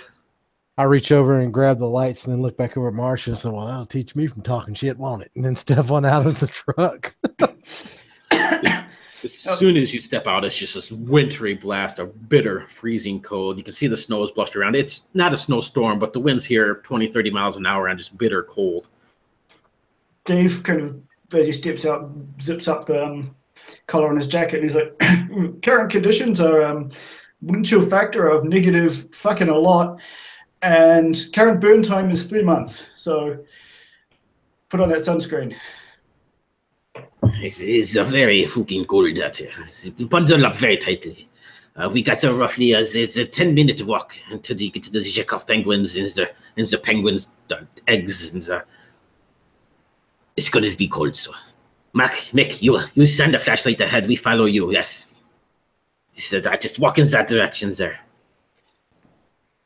So I pull out my flashlight and turn it on and just kind of sweep the snow as I move forward, carrying the other set of lights in my other hand. See this beam stretches out a good 20, 30 yards between, the whipping wind and snow a little bit. Visibility really isn't the greatest.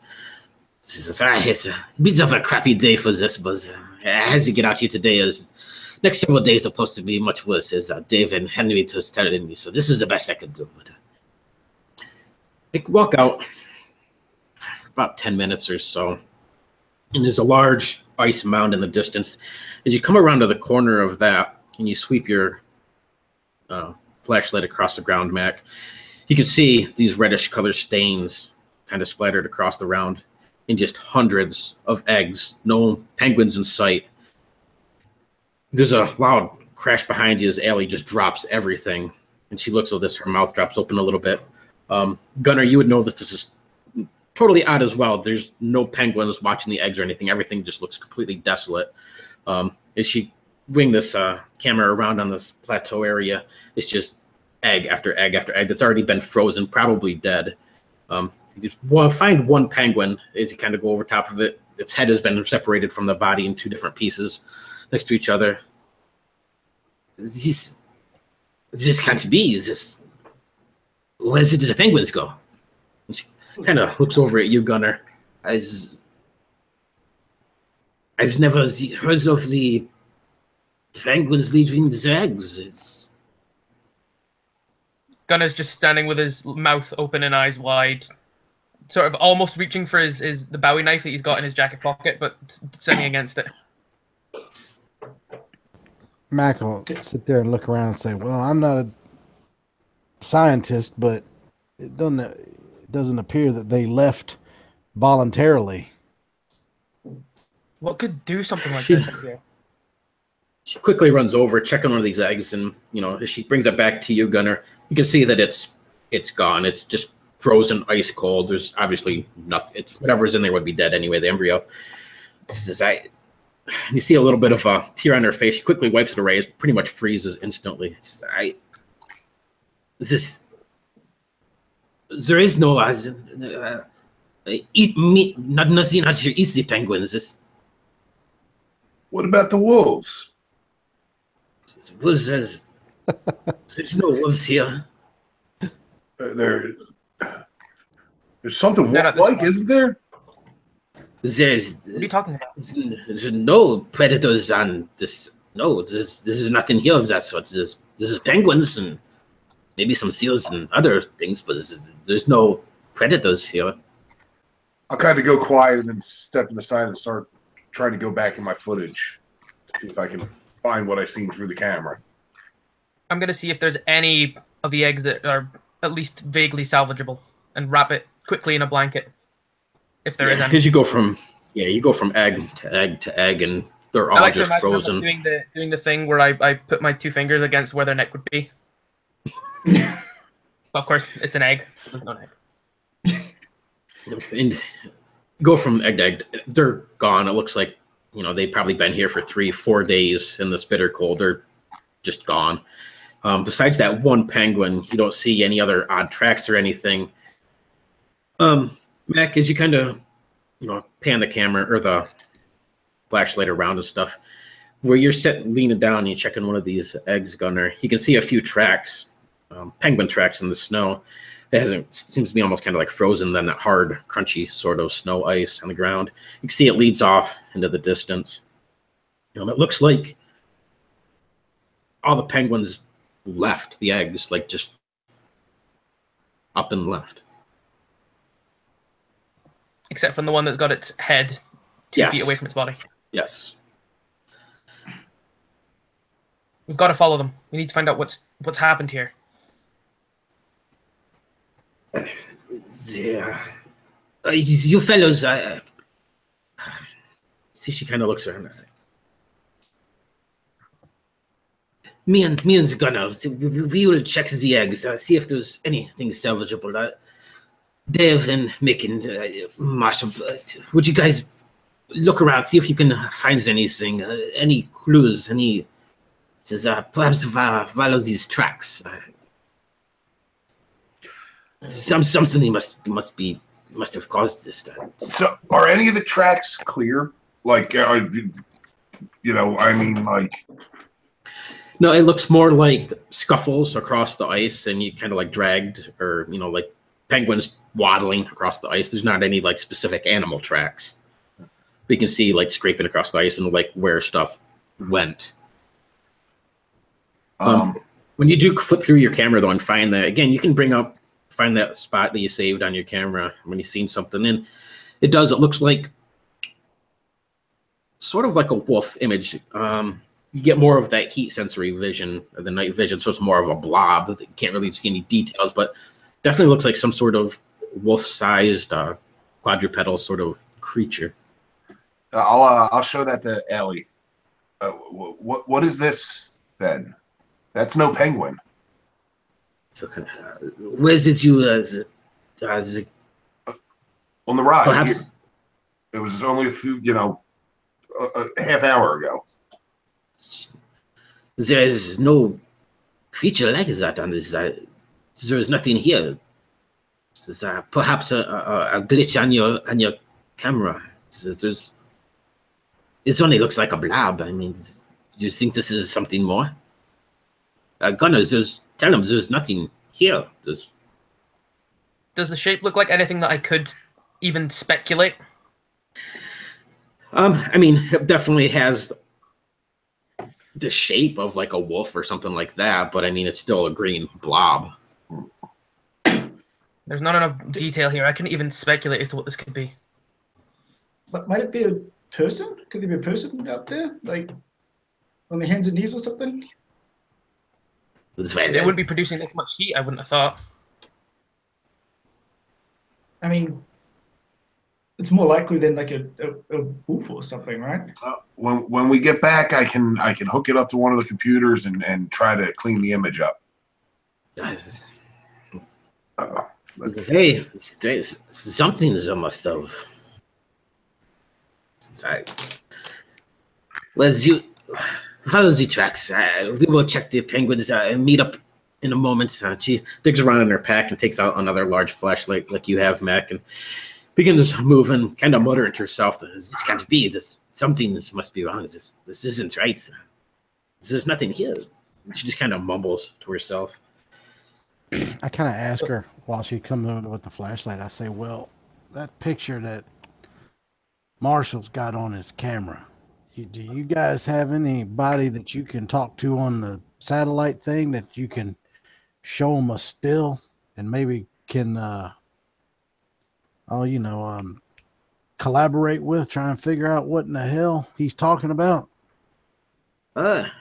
Yes, once we get back, perhaps your friend can get with the Jin. The Jin's very good at doing these things, and perhaps him and Jin can, collaborate. And the Amman station, they're quite technicality. They'd be able to get in touch with somebody from the States or someplace in Europe.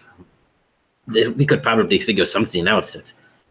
I just don't think it's anything. I think it's just a glitch on his camera. Well, the camera might be glitching, but the blood from these penguins all over the snow ain't no damn glitch. I mean, you see that with your own eye. And I don't know how long you want to stick around with all this blood laying everywhere, but when you're ready to go back, you let me know. Is definitely suspicious. This is not normal, and that is not normal. I agree. Let's check the eggs real quickly. Perhaps we can save something, but I think we should be getting back quite soon. As soon as possible. I'm gonna kind of walk around the area looking through the camera, the night vision on the camera, and see if I see anything, on the ground or around us that is in any way helpful. All right. I need a perception check from everybody. Need a notepad. 4. I got a 3. I thought I was. I got a 4. Say that somebody got a 7. Who got a 7? I did. All right, that's the The highest. guy with vision or light. Did anybody beat a 7? Nope, I don't think so. I think that was the highest one I had. All right, in that case, is Ellie's talking to Mac, Dave. She kind of has the flashlight hanging. It's like one of those kind of ones you carry by the handle. It's kind of hanging at her side, beaming out into the distance. As they're talking about this and looking at Marshall's camera, and Gunner's looking over some eggs. You look across the snow where her flashlight is, and in the distance you can see what looks to be the ice shelf at the edge of some water or frozen ocean part anyway. But it drops down, but there's a larger mound of ice or glacier ice that's built up. But a whole area, as her camera hangs there, she's busy talking. You can just see penguins just scattered across the ice, all and look like they've been torn apart. The whole thing is just stained red. He kind of stares for a moment. Guys, he reaches out and kind of grabs her hand that's holding the torch and points it back in that direction. Yeah, as all of you look and you look out, there's maybe 200-300 penguins just mutilated across the ice, about 100 yards out or so. I'll lean back over toward Allie and say, "You think it's a glitch now?" I do not think it's a glitch. Something's wrong. This can't be. Somebody was out here and killed him. She just takes off running over to where all these eggs are without even waiting for anybody. Do we have like short range radios or anything? You have walkie-talkies and stuff, yeah. Well, you would have walkie-talkies for each other. Your main radio would be back in the snow. But we have walkie-talkie. I'll pop on the radio and hey Hugh, make sure the vehicle's ready. And as soon as I let go, I'll go. I'm trying to talk to a mute. After Gunner's finished vomiting, he'll take his Bowie knife out of his jacket pocket and go after Allie, I should say. I'll follow too. Yeah, I'm gonna set the big light contraption that she had me carrying. I'm gonna just set that down in the snow, and I pull my own knife and I'll traipse along after him in case whatever it is just still over there. And listen, I know you guys know a little bit more about this than I do, but shouldn't we be moving away instead of towards? Yeah, but the damn woman done run off over there. Gotta grab her first. Come on. Just kind of gesturing to follow us. Well, I sure ain't staying by myself, so I'm following along. As they get a little bit ahead, you can hear your walkie-talkie that you were talking into, Marshall, comes on. You can just hear the static on the other end. And then this sort of sound. And then it just goes dead again. I'm going to use my radio if I can and click back to Hugh and tell him, I say, "Hugh, do you know how to drive that snowcat at all? If you do, tap on the speaker twice." It hangs there for a few moments. Then you hear the 2 clicks come back. So I tell him, I said, "Go ahead and fire that thing up and drive it over here to where we're at. But take your time. Don't mess the thing up." Silent for a few. And then you just get 1 click back. So I get back on the radio and I'll say, "Does that mean you can't do it?" 2 for yes, 1 for no. It just hangs in silence for a minute. As you kind of run up to where Allie is, you can see she's looking across all these penguins. And it looks like they're just rended apart. It looks like a predatory attack. You can see like claw marks, teeth marks on these things. They've been ripped in half. A lot have been gutted. Some of them look like they've been half eaten. And it's just roughly maybe 250 penguins all across the ice just dead.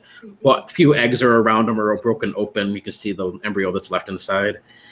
It takes a good 2 or 3 minutes for you to get out there and see all this. And finally, you get a click back on your walkie-talkie, Mac. It's just one click.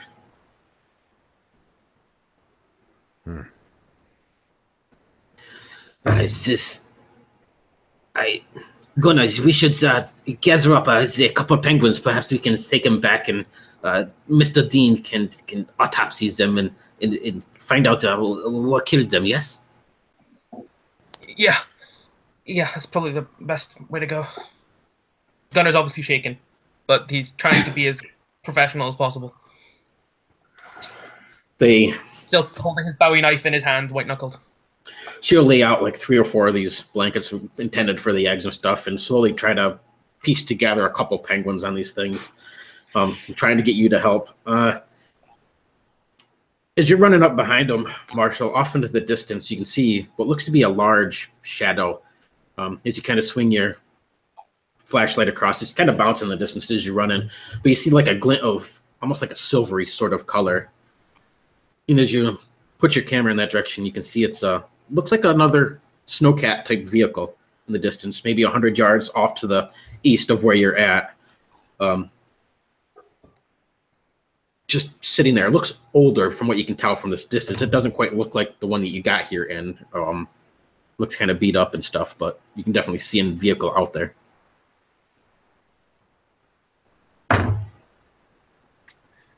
Hey, Mac. Mac, is that one of ours? Make sure to get his attention in that direction. I would probably look over there and say, well, it shouldn't be. We were supposed to be the only ones out here today. And speaking of which, you folks need to hurry up with these penguins because Hugh says he knows how to drive the snowcat, but for some reason he can't drive over here to get us. We need to get back and find out, make sure he's okay. How far in the distance is this other snowcat? Yeah, about 100 yards, give or take, off to the east. I got the camera up, and does it look like it's on? Any lights or anything like that? From where you're at, there's no lights or anything on. No, it's just like a husk sitting there in the distance. If they're collecting penguins and all that, I'm actually going to start walking towards it with the camera on it. What do you do during all this? The dead penguins. What do you do during all this, Dave? Dave's mostly just been standing there horrified and not knowing what to do, but looks like Marshall's got a plan that involves not handling mutilated penguins, and so he just kind of follows him. How far is the nearest station from us? Could it be from? The nearest station is our own Rush Park station. It's the closest one. Otherwise, beyond that would be the Shmuletsky station, but that's obviously ruins. Otherwise, the Amman station and us. That's a good 8 hours by this snowcat. We are the closest ones. That's why I came to this station. All right. Well, anyway, yeah. Gonna follow Marshall. Dave's got his phone up, like with the light on, trying to. It doesn't help much because there's nowhere near bright enough. He's trying. And Mac. Gunner's like gagging every time he tries to put a penguin together. Piece in one. It's very puzzly, trying to figure out what leg goes to which penguin. You want me to roll intellect for that? One flipper is much too big to be going with that penguin. But Mac, which way you headed? You staying with these guys to help penguins, or headed to the vehicle?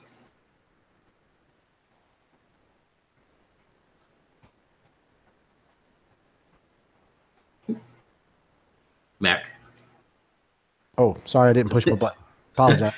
I'm probably going to head off with Marshall because Mac would probably think it'd be not so smart for somebody to be heading off by themselves with whatever it is loose out here. So I'm going to follow along behind him and tell him and say, Marshall, hold on a minute, man. You don't need to be out here by yourself. And with it, going with him. It's a couple hundred feet. We'll be all right. I thought it was like 100 yards. Yeah, about 100 yards. I'm from Hollywood. I don't speak yards. A football field away.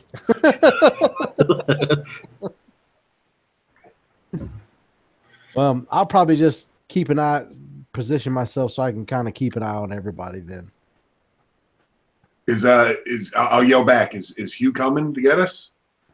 He says he can't.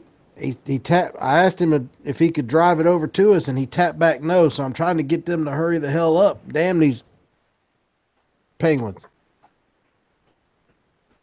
Kind of said under his breath. So as you leave Gunnar and Allie to piece together the penguins to take back, Gunnar, as you do this, you can see that it's clearly like a predatory attack. You see the rending of the flesh. Some of them have been half eaten. All the internal organs are, well, from the ones you find, have been gone. That's normally like the first thing the predators would eat. As you try to put everything back together and bundle these penguins up. The other three, as you head out, you get close to this snow cap. Mac, you immediately recognize this is old. If you were to guess, probably 1950s, 1960s. This looks a good 60, give or take, years old. Along the whole side of it is Russian lettering you can't quite read. No lights or anything on it. It's not covered. It's covered in some ice and snow, but it doesn't look like it's been here for a long time, that long. It just looks like that old of a vehicle.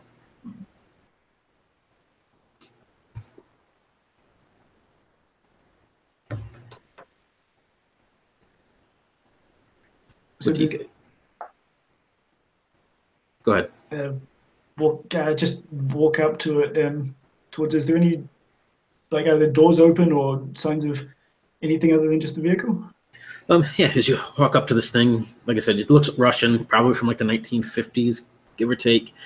Walk around the back, you can see the back end is littered with bullet holes that look like they've been, hit this back of this thing. The back window part area has been blown out. As you walk around to the driver's side, the door is closed, but as you hold your camera up to the window and kind of look in, you can see a body inside sitting at the driver's side. Just looks completely staring ahead. Has Russian military type uniform on. Its mouth is open, and it's just sitting there in the driver's seat. Just guys, does it look fresh or? I don't know. You're looking through the glass anyway. It looks kind of fresh, but I mean, there's no question that I'm opening the door. I'm definitely getting a shot of this. This might get me off this station in a couple of days if I get probably pretty well preserved, I'd imagine, even if it was like 30 years old. You open up that door and it's been frozen into the seat. You can see the back of its head and like part of its shoulders and stuff where it's kind of closer up to against the seat, but it's covered in some sort of black slimy liquid, almost like tar that isn't frozen. It just kind of covers the back of it and the back of its head. And again, it looks like it's very well preserved. It doesn't, I mean, it's not rotten or anything, but being out in the cold, it's hard to say, how long it's actually been there. So I actually have something for this. I'll ask Dave to hold the cameras. Keep this shot. And I'll go in my bag and I'll actually pull out my evidence kit. All right. In that case, give me an intellect roll. Whatever that would be. Add another +2. That would be a total of 5. All right. So apparently you're not real good at this, evidence kit thing, but no, that's do what you can. Do what you can, and as you maybe kind of slice off a little bit of flesh just to check it, you can see that the body's frozen. Once you cut down a little bit, though, it's definitely softer. Maybe if you had to guess, 2-3 days it's been out here. It's not completely frozen all the way through.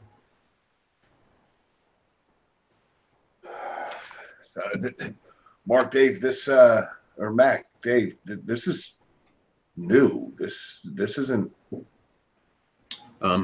And actually, as you're kind of looking over it, he has this Russian military type suit on. He has a bit of a lab coat that's sitting on the passenger drive seat, and across it, you can see that the name tag hangs off of it. it shows 1952 is the year, and its name is Oleg.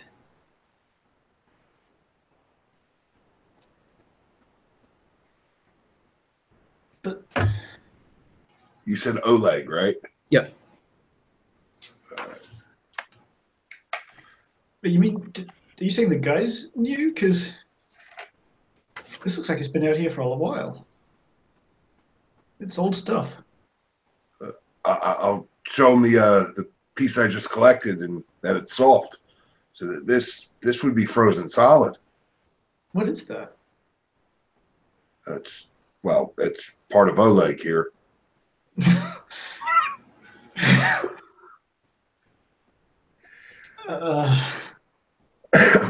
I'm actually going to take the lab coat too.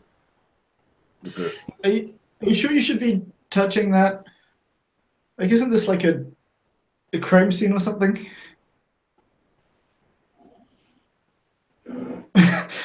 I don't know when the cops are going to get here. You don't see any wounds or any injury of any sort done to him.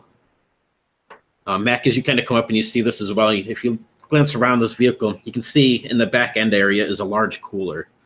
It's just covered again in this thick, tarry slime type stuff that covers it. It looks, as you kind of give this vehicle a overlook, why don't you give me an intellect roll, Mac? Add a +1 for your mechanics ability. All right. Oh, shit. All right, so even with the +1, I got a 1. My intellect's -2, so it was -1, and I rolled a 2. Oh, don't do the -2 in this case then, because Oh, we're just going to call it your thing. So, 4. well, in that case, it would have been a 3. 3. All right. So, it's definitely an old Russian snowcat. Well, they called something else at the time, some Russian thing. I don't know what it's called, but definitely an old Russian Arctic sort of vehicle. They would have been, a good 60 years old or so, something more like during the Cold War, roughly after World War II. It's quite known that the Russians started doing different stuff on Antarctica and stuff, along with the Chmielewski station. You look over, you can see that on this lab coat is, Marshall's picking it up and stuff, you see the name Oleg. The back of it is listed with a Chmielewski station insignia that you've seen across, and it has the name below it. Otherwise, only other thing you notice is that looking at this vehicle, it looks like it's been upkept in really good condition. It's older, but it's, you don't see any kind of rusting or wear. It has just your basic minor wear on the treads. Engine looks clean for the most part. Almost looks like it's brand new, just very vintage. So I kind of make the comment and said, well, for an old Russian vehicle, this thing's awfully well taken care of. Is there any Russian bases nearby?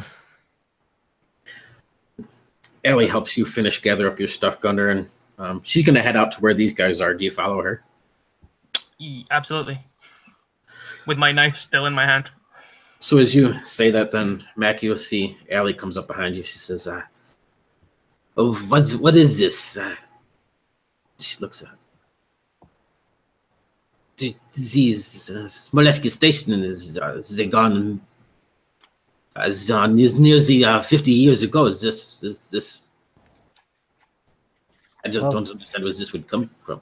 Apparently somebody's taking really good care of their vehicles then, because this thing hasn't been sitting around untouched for 50 years. That's for sure. And I'll point to the body and say, this hasn't been here for 50 years either. She walk over to look and kind of shines her flashlight on him, looking, and then she steps back, her eyes wide. She says, "Is this?"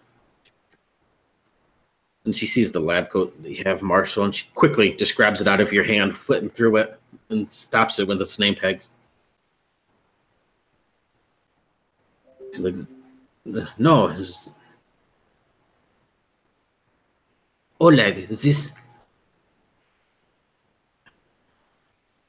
When you come, Robin, she flew over the Russian station, yes?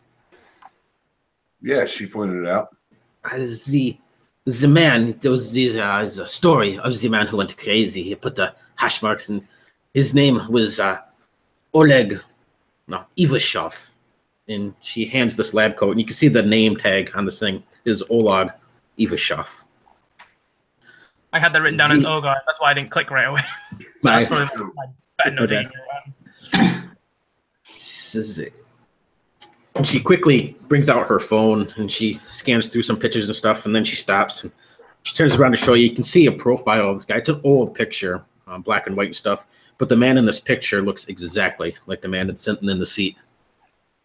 This picture was 1954. This was taken. And it looks identical. This must have been here for the many years. That's the only. This hasn't been here for many years. I mean, it'd be covered in snow and ice completely. There is no other explanation of this. I'll poke down on the area that I cut a piece off of, and that it's show that it's soft. And I'll point to certain parts on the vehicle and say, some of these parts on this thing are practically brand new. As not the doctor or mechanic. It must be from then. I mean, it's not like it's traveled through time, no? Mac, you think you can get it to work? I mean, yeah, well, hell, I mean, I can't read Russian, but all the rest of the parts, I mean, they all pretty much work the same way. We can use it to get back to Hugh and then take our snowcat back to the station. Because I don't want to be here any longer than we need to. No, that's the best idea anybody's had the whole time we've been out here. So I will quickly go to work trying to see if I can get the thing. You said there was a cooler, right, Morgan? Yes, there's a cooler in the back. It's covered in like this thick tarry slime type stuff. It's like an old metal cooler, old style. But it looks in great condition. Can I try and open it? You can, but I need a strength roll first. Oh, 3. So you reach down to open this thing up. It doesn't really move, but your hand, it's ice cold, still covered with a little like sheen of snow and stuff. Your hand slips. When your hand touches into this thick, slimy goo type stuff, your entire arm just drops limp to the side. You can't even feel that it's there, like completely paralyzed, just dangling. I panic, probably. I'm saying stuff in Swedish. I'm not going to Google it because I don't know what I would be saying. I'm just saying absolute gibberish. Your arm's kind of flapping around as you move. Is it the arm that I'm holding my knife in, or is it the other arm? I'm right-handed, so I would have had the knife in my right hand. Yeah, probably the other one then. I'd open it with my left, and it's just falling limp, and I'm panicking. I probably dropped the knife at this point anyway, because I'm like, oh shit, my arm is gone. Wait, sorry, I think I missed something there. I start saying the cooler in Swedish, and then I realize what I'm doing. I shake my head and go, the cooler. I tried to open the cooler, and my arm is dead. What do you mean your arm is it, how does his arm look? I try and lift it. Hanging limply, hit aside. Wait, can you try wiggle it? I try and wiggle it, and I'm assuming that's a no-go. Yeah, it just kind of swings there on your side. Now do the robot. I call him a lot. Mac issue. What?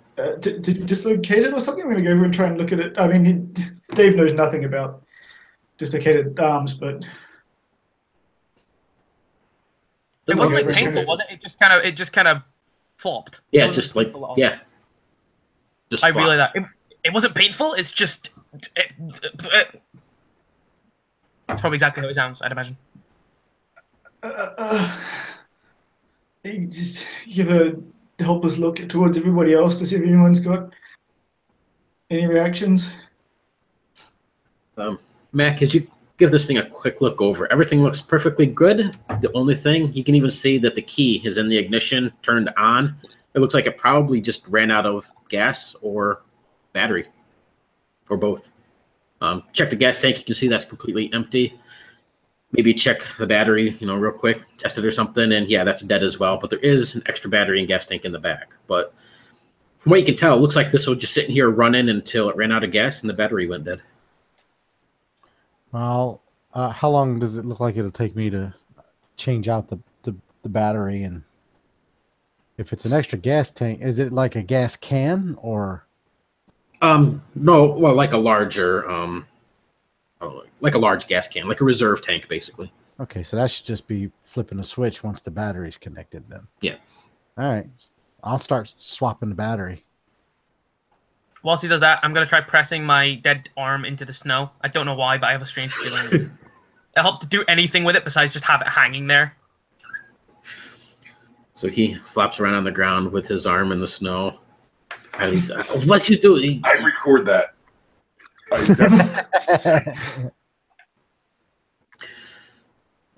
think about stabbing my knife through the camera, but then I remember that camera's got the photo of the weird dog thing on it, so I'm like, pressing my arm into the snow. Yeah, as you're filming this, Marshall, and you're getting this in the distance as you guys kind of focus on this camera, you can see something moving. It looks like it's far out in the darkness, maybe a few hundred yards or something, just barely picking up on the camera, slowly moving across on the horizon. Just this little greenish sort of blob. You'll see I moved the camera up and just slack-jawed. There's something still out there. You focus on that, see another little greenish colored blob come on, and then a third, and then a fourth. And you can see that they kind of come together for a second, and then all of you hear this high-pierced, almost sounds like a wolf's howl, but it's much higher, much have a higher octave, almost like a child's scream, but in the same sort of howling sound. The hell was that? Mac, how you doing with that snowcat? I'm furiously working at the battery, going as fast as I can. I think I've almost got it. Give me a roll. We won't use intellect since that's not your good one, but just give yourself a +2 for the mechanics ability. All right. I yell, what the fuck was that in Swedish? You said I get a +2? Yep. Oh, in that case, I got a 9. Nice. So yeah, you work quickly. As soon as you hear that howling sort of sound, it gives you that extra motivation. Ellie is having no part of this. She quickly jumps into the thing, pushing this body kind of into the back. When she does so, she kind of tries to grab a hold of Oleg, I guess, or whatever, grab the hold of him to pull him back to get him out of the way so somebody can get in the driver's seat, where her hand touches this black slime on the back.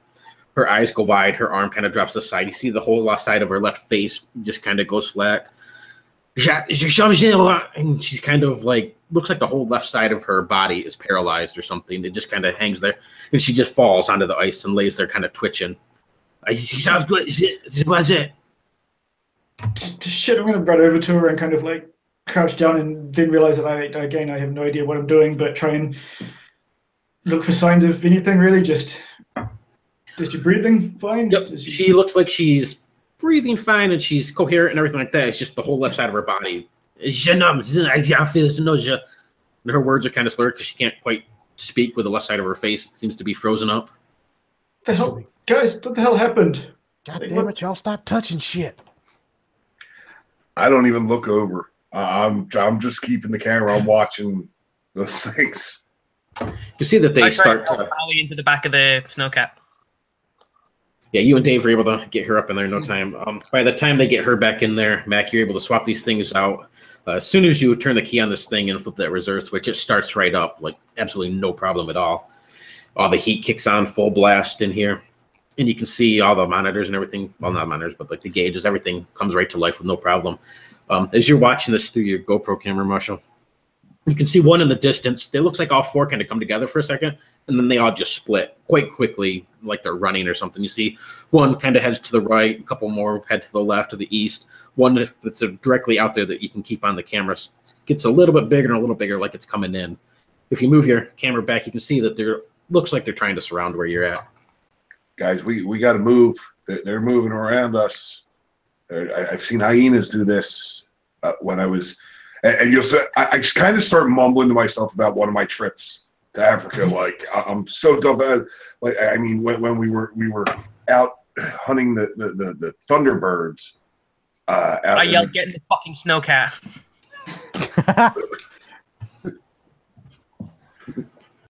Yeah, I like shift the thing into gear, and I'm like, "We gotta go. We gotta go." I'm gonna climb out and grab Marshall by the arm and pull him into the snowcat.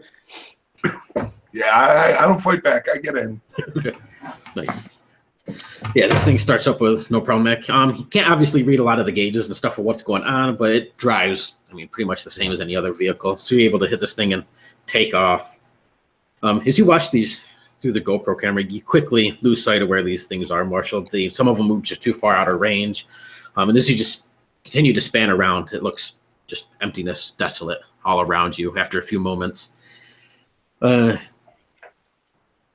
Allie pretty much just stays quiet in the back. She mumbles something, but you can't quite understand what she's saying between her accent and not being able to speak and her words slurred as it is.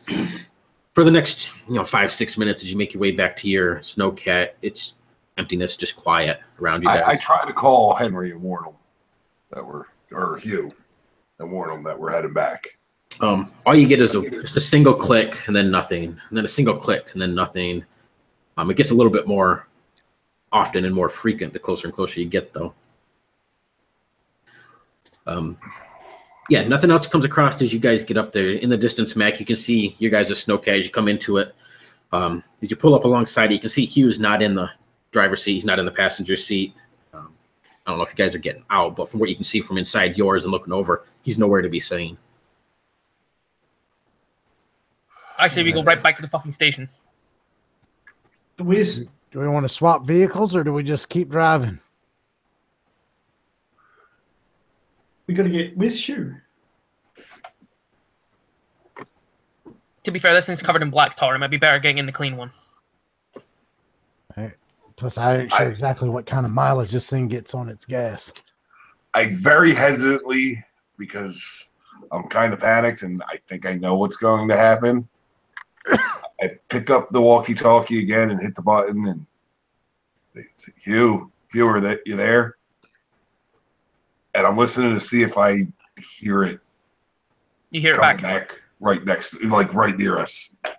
If you open up the door just a little bit, it'd sound like it's coming from like the trunk area of your snowcat. Oh fuck! And then you get that click back. One click means no, right? I say dejectedly. That's what I had told him to do earlier, yeah. Is my arm still limp, yeah? It's slowly coming back, but I mean, you really can't use it. You can maybe shift it a little bit, but it's slowly, very slowly wearing off. Okay, that's good. Because I was the last one in, so I'm guessing I'm closest to the door. Is there any kind of like tire iron type or anything? There'd probably be some like heavy wrenches and stuff like that in the back. Just basic maintenance type. I just say, wait, just give me a second, and I'll get out and start walking towards the back of the snowcat where I'm hearing the click from, and very, very hesitantly looking around. All around the snowcat, you see what look to be prints. It doesn't make out any sort of animal. They're very scuffed up and everything. But there's been like all the snow and stuff like that's really trampled all the way around this thing. Maybe like somebody's been running around or something's been around it. But it's all packed pretty tight to the ground. As you get a little bit closer, you can hear a thump from the inside of like the trunk area of your snowcat, and then another thump.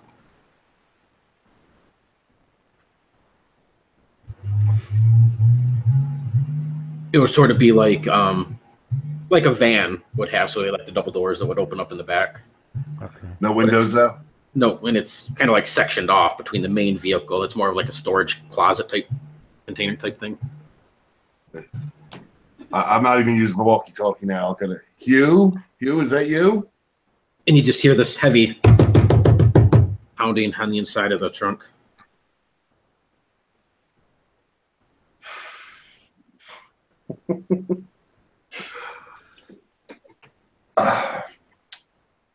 Hugh, two for yes, one for no.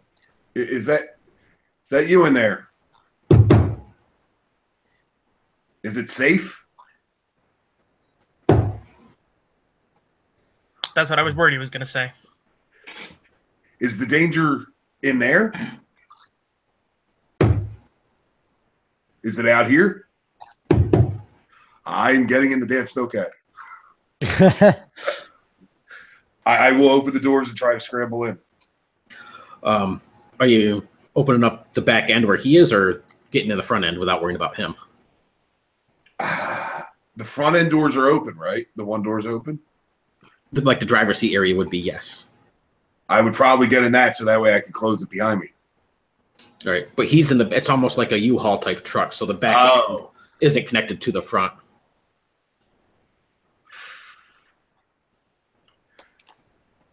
Oh, wait. No, I wouldn't get in there.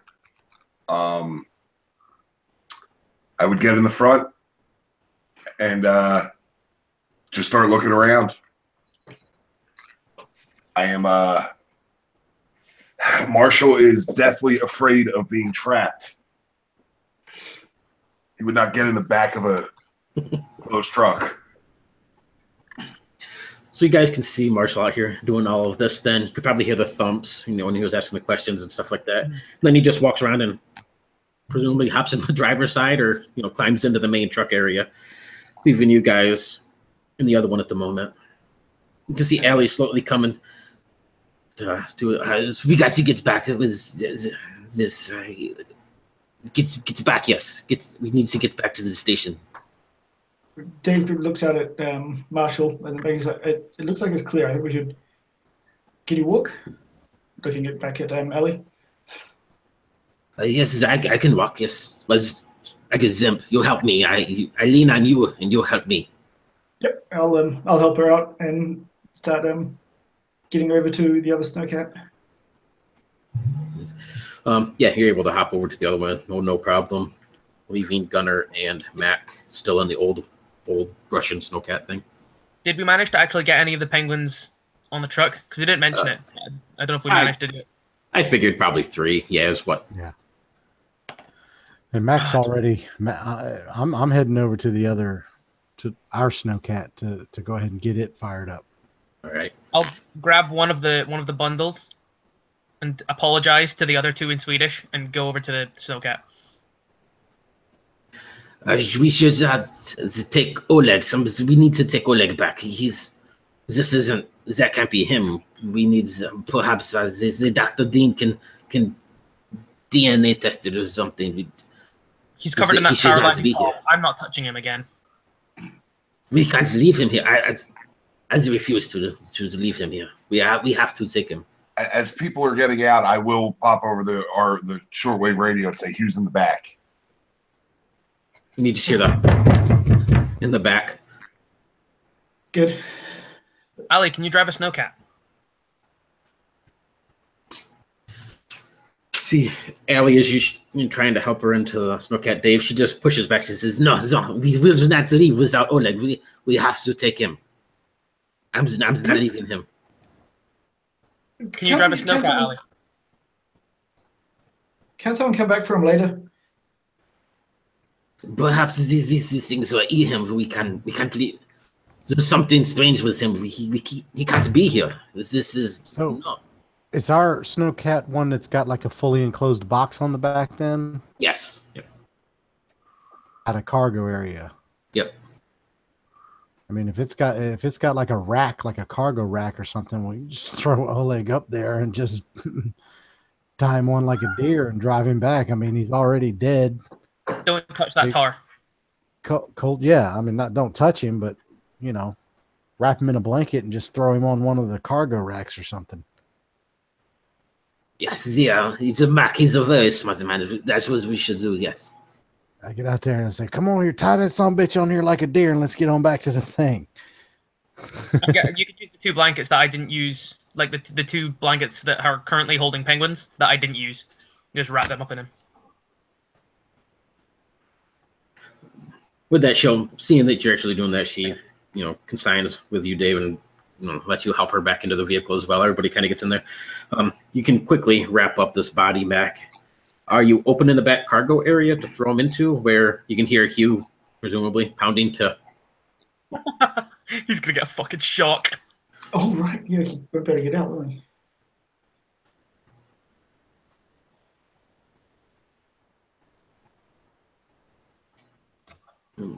Are you going to open up? Rush, you need to... You're muted, Rush. Sorry about that. These things usually have cargo racks and cargo nets and things like that just on the outside. I'm just going to set him in that and just buckle him in. I mean, I'm not concerned about his comfort. He's dead. I'll put the penguin in beside him. Yeah. Sorry. So all the while as you do this, you can just hear, the pounding on the inside of this like cargo area on the back of the snowcat. Like, I think after a moment or two of that, I will probably move from my nervous breakdown, get out and just, swing open the doors and say, "All right, let's go." As soon as you open those things up, you see Hugh sitting there. He has ice action, like the ice pickaxe that has to pick on one side and the axe on the other, holding it with 2 hands as he's staring at you. You can see a bit of a cut on his cheek. His eyes are kind of wild, and he's just staring off, and he quickly scrambles out, gets into the vehicle, grabs his notepad out of this the glove compartment, quickly writing on it.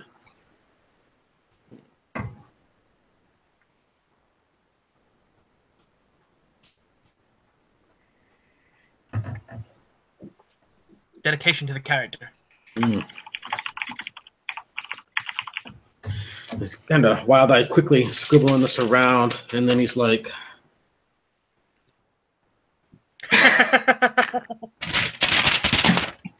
I agree with that sentiment. Yeah, you don't have to tell me twice. So I'm gonna fire the thing up and start driving. Yeah, he quickly gets in, buckles himself in.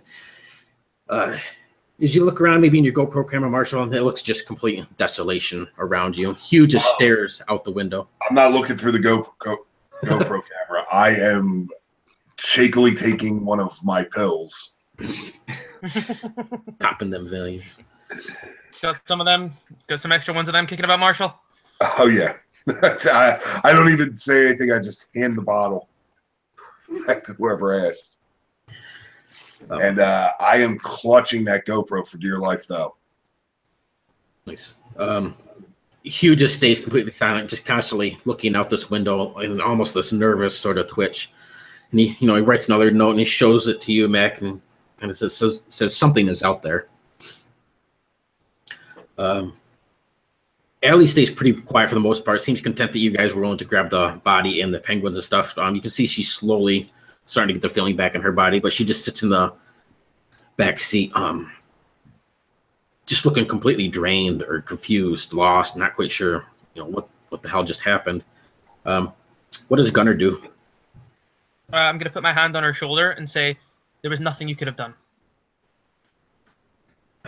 He's sort of calmed down now. He's processing it all, but he sees there's someone who's in a worse state than he is, so he's trying to help her out. Says, I could have come sooner. Perhaps we could have stopped this. There's no predators on the Antarctic. There's nothing here. There's nothing. It's the Chekov Penguins. So something found its way here, and there's nothing you could have done to stop it. Yeah. While I'm driving, I would mention. I said, "Well, there's probably none that are native here, but there's one here somehow. If somebody brought it or something, but something is here, and it's ugly." They would die in the cold. Even the polar bears would die out. It was flubbery furs. I mean, killer whales swim in cold water, but they sure do survive in Florida. Okay, I'm just saying. Yeah.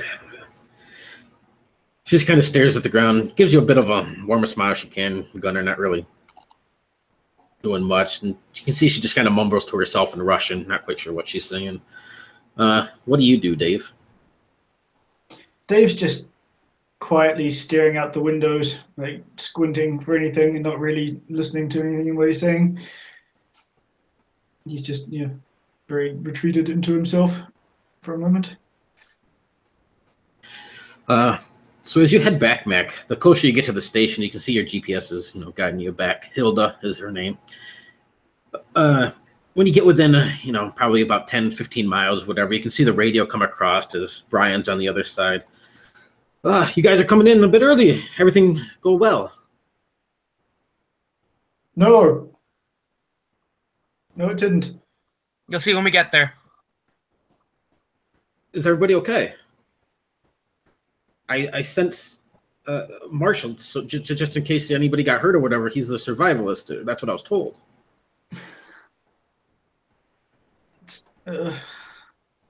Can't do anything about.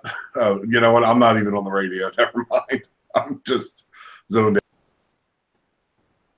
in. We aren't on the radio. Is anybody hurt? Should we have the doctors? What do you need? What do you need? Not physically, emotionally, maybe. So, with me driving, I'm gonna pick up my own little radio thing there, and so I'm gonna say, yeah, you might want to send the doctors down and have them bring, oh hell, what do you call them things? Autopsy? No. Shit, we found a body. And a body. Yeah, one that it's just dangerous to touch. So bring the stuff that a body bag. Yeah, something that said you won't get none of this shit on you. It's some sort of paralyzing tar. I know it sounds weird, but it happened, and I can tell you that from experience. Yeah, just take our word for it. You might want to have the medical folks meet us in the vehicle bay. Is Allie okay? Is anybody injured? I think we're all just a little shaken. And by a little, I mean a lot. All right, Mac, just you can pull up right to the main front doors. I'll have Russell take care of the vehicle and clean everything up. Yeah, we'll have everything ready for you. Just come right on through. Will do. That you can hear like this almost panicked sort of sigh on the other end of the radio before he cuts it off and clicks off. By the time you get to the station, you can see the front doors are already open to the foyer that goes in. Brian's standing there along with Catherine. And they're both just standing there kind of pacing back and forth, waiting for you to pull up. You see Dr. Dean. You don't see him around the station too much. He tends to stay to himself, but he's there. Has like a stretcher laid out. Haley is also beside him, the human resources girl, but she's dressed up in more of like a nurse's outfit at the moment, or a pair of scrubs, and has a gown on. They have everything set up. Brian quickly comes out. Says, "What the hell happened out there? This should have been just a simple little thing. You drive out there, look at the penguins. I mean, what the hell is this? You bringing back bodies? This isn't how my retirement's supposed to go." When he says you're supposed to go out and look at the penguins, I grab the penguin bundle and swing it down so that when it opens, it rolls out. Every single penguin, exactly like that. Something is out there, and we don't know what it is. But it does that to an entire colony of Chekov red penguins. All the eggs, everything. Gunnar, you're in Antarctica. There's no predators here. Unless you count us. I mean, did somebody kill these? Those penguins. It wasn't me.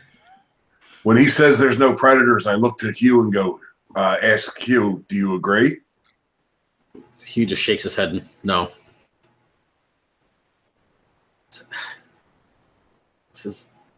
But you're talking nonsense. You're in Antarctica. There's nothing here. There's freaking penguins in snow. Who are we talking to? You think a penguin or snow did that to that fucking Chekov red?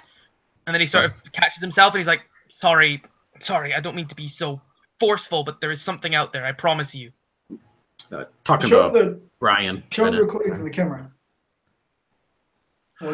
Actually, as soon as you say that, I just beeline right for the computer lab. Yeah. I'm going to pull the body of Oleg off the thing and swing that down and flip it open as well and say, oh, yeah, and this is a dead Russian from your Russian station that nobody's been at for the last 60 years.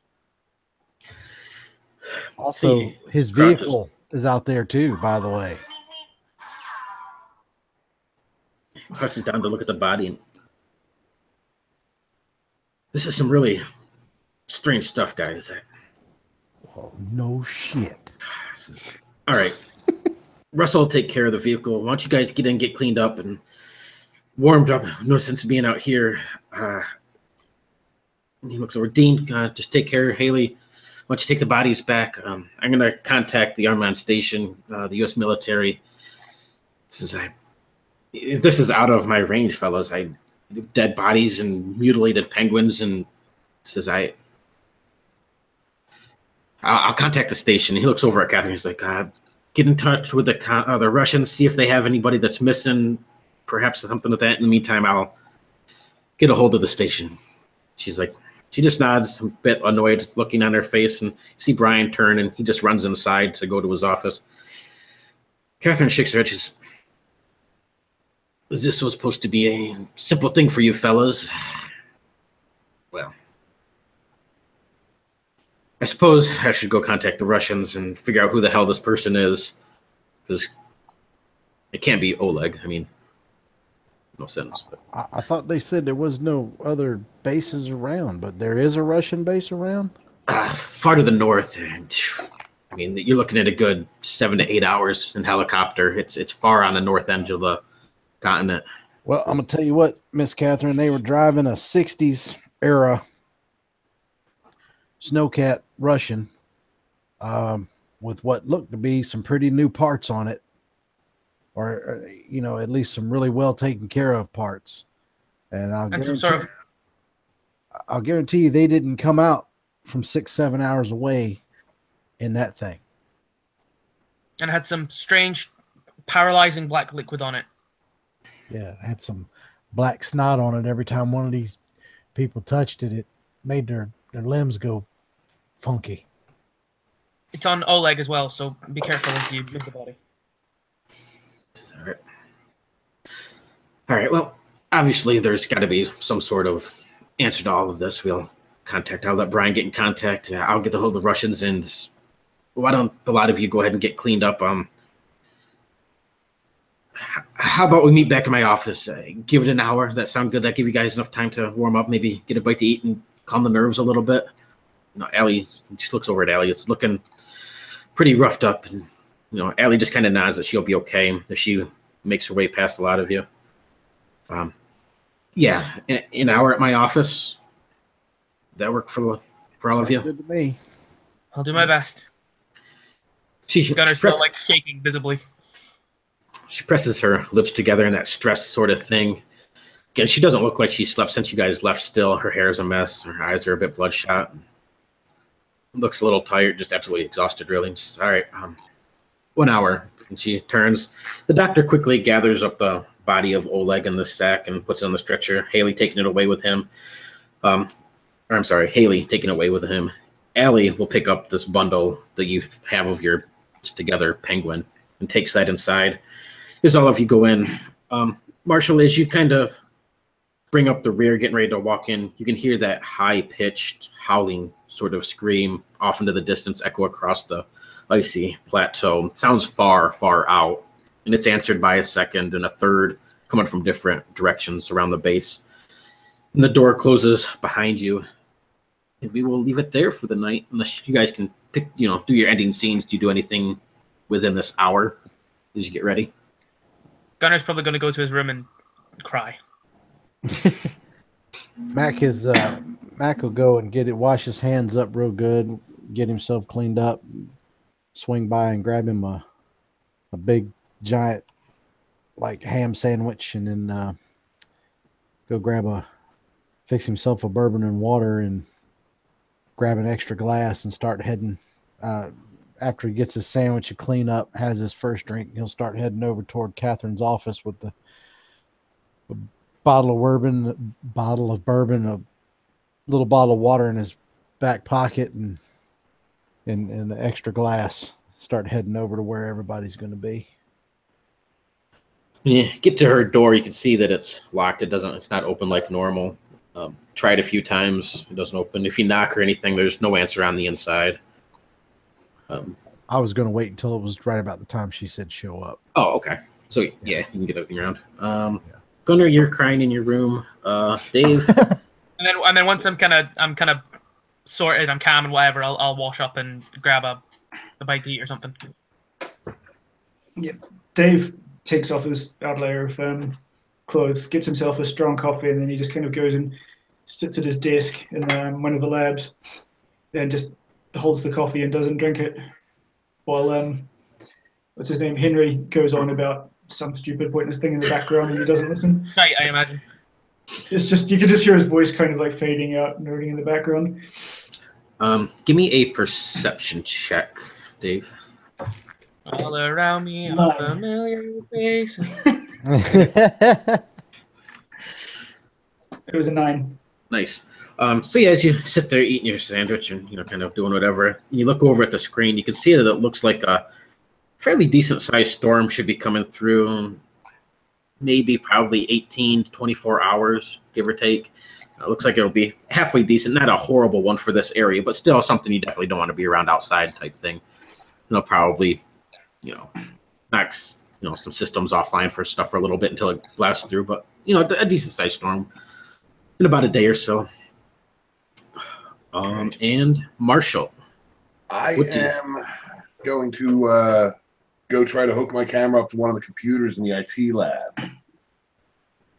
And as I'm going through the footage, is there anybody in there with me? Marshall, glad to see you. So about that ghost in my room, I was talking to Gunnar last night, and he was going to put in a word for me, so maybe he could swing by or something. But Jin, what can I do for you? I need a system. I need to get this footage on a bigger screen. Yeah, I can do that. Is there ghosts on here? I didn't see you set up something in my room, but can you just help me get the footage on a bigger screen, and then can you go find Bennett for me? yeah, I can do that. So Quickly, connect your camera up, brings everything up. He says, basic editing software, and being a professional like yourself, I'm sure you can muster through this. Everything should be good. You just roll the scroller across the screen. And, are you looking for anything particular? I mean, I'll know when I see it, but I'm gonna have to show Bennett. All right. Yeah, man, just give me just a minute. I'll go get Bennett for you, and do what you need to do. Be sure you log in under your number though, because right now it's under my number, and you're gonna have to log out and then hop back under your number.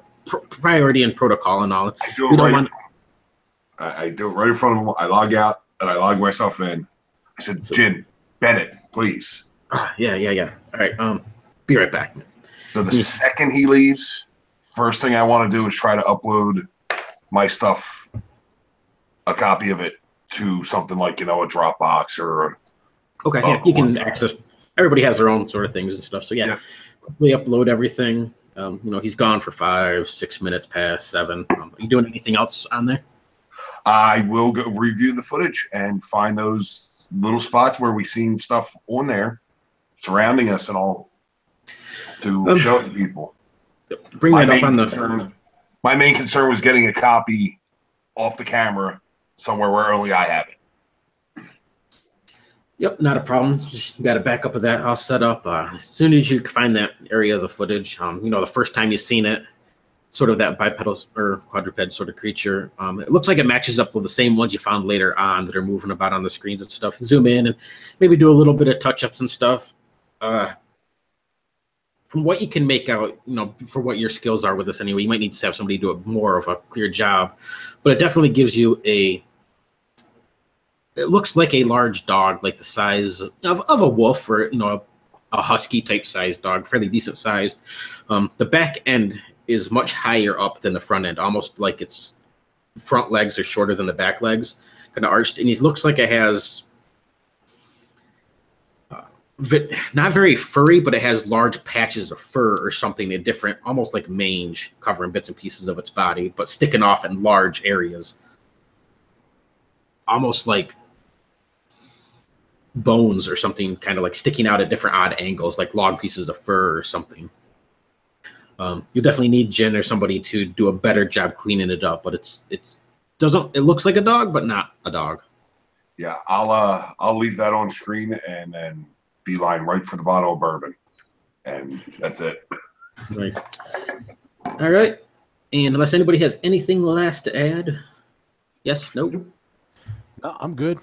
All right, and we will end it there. Awesome. Gotcha.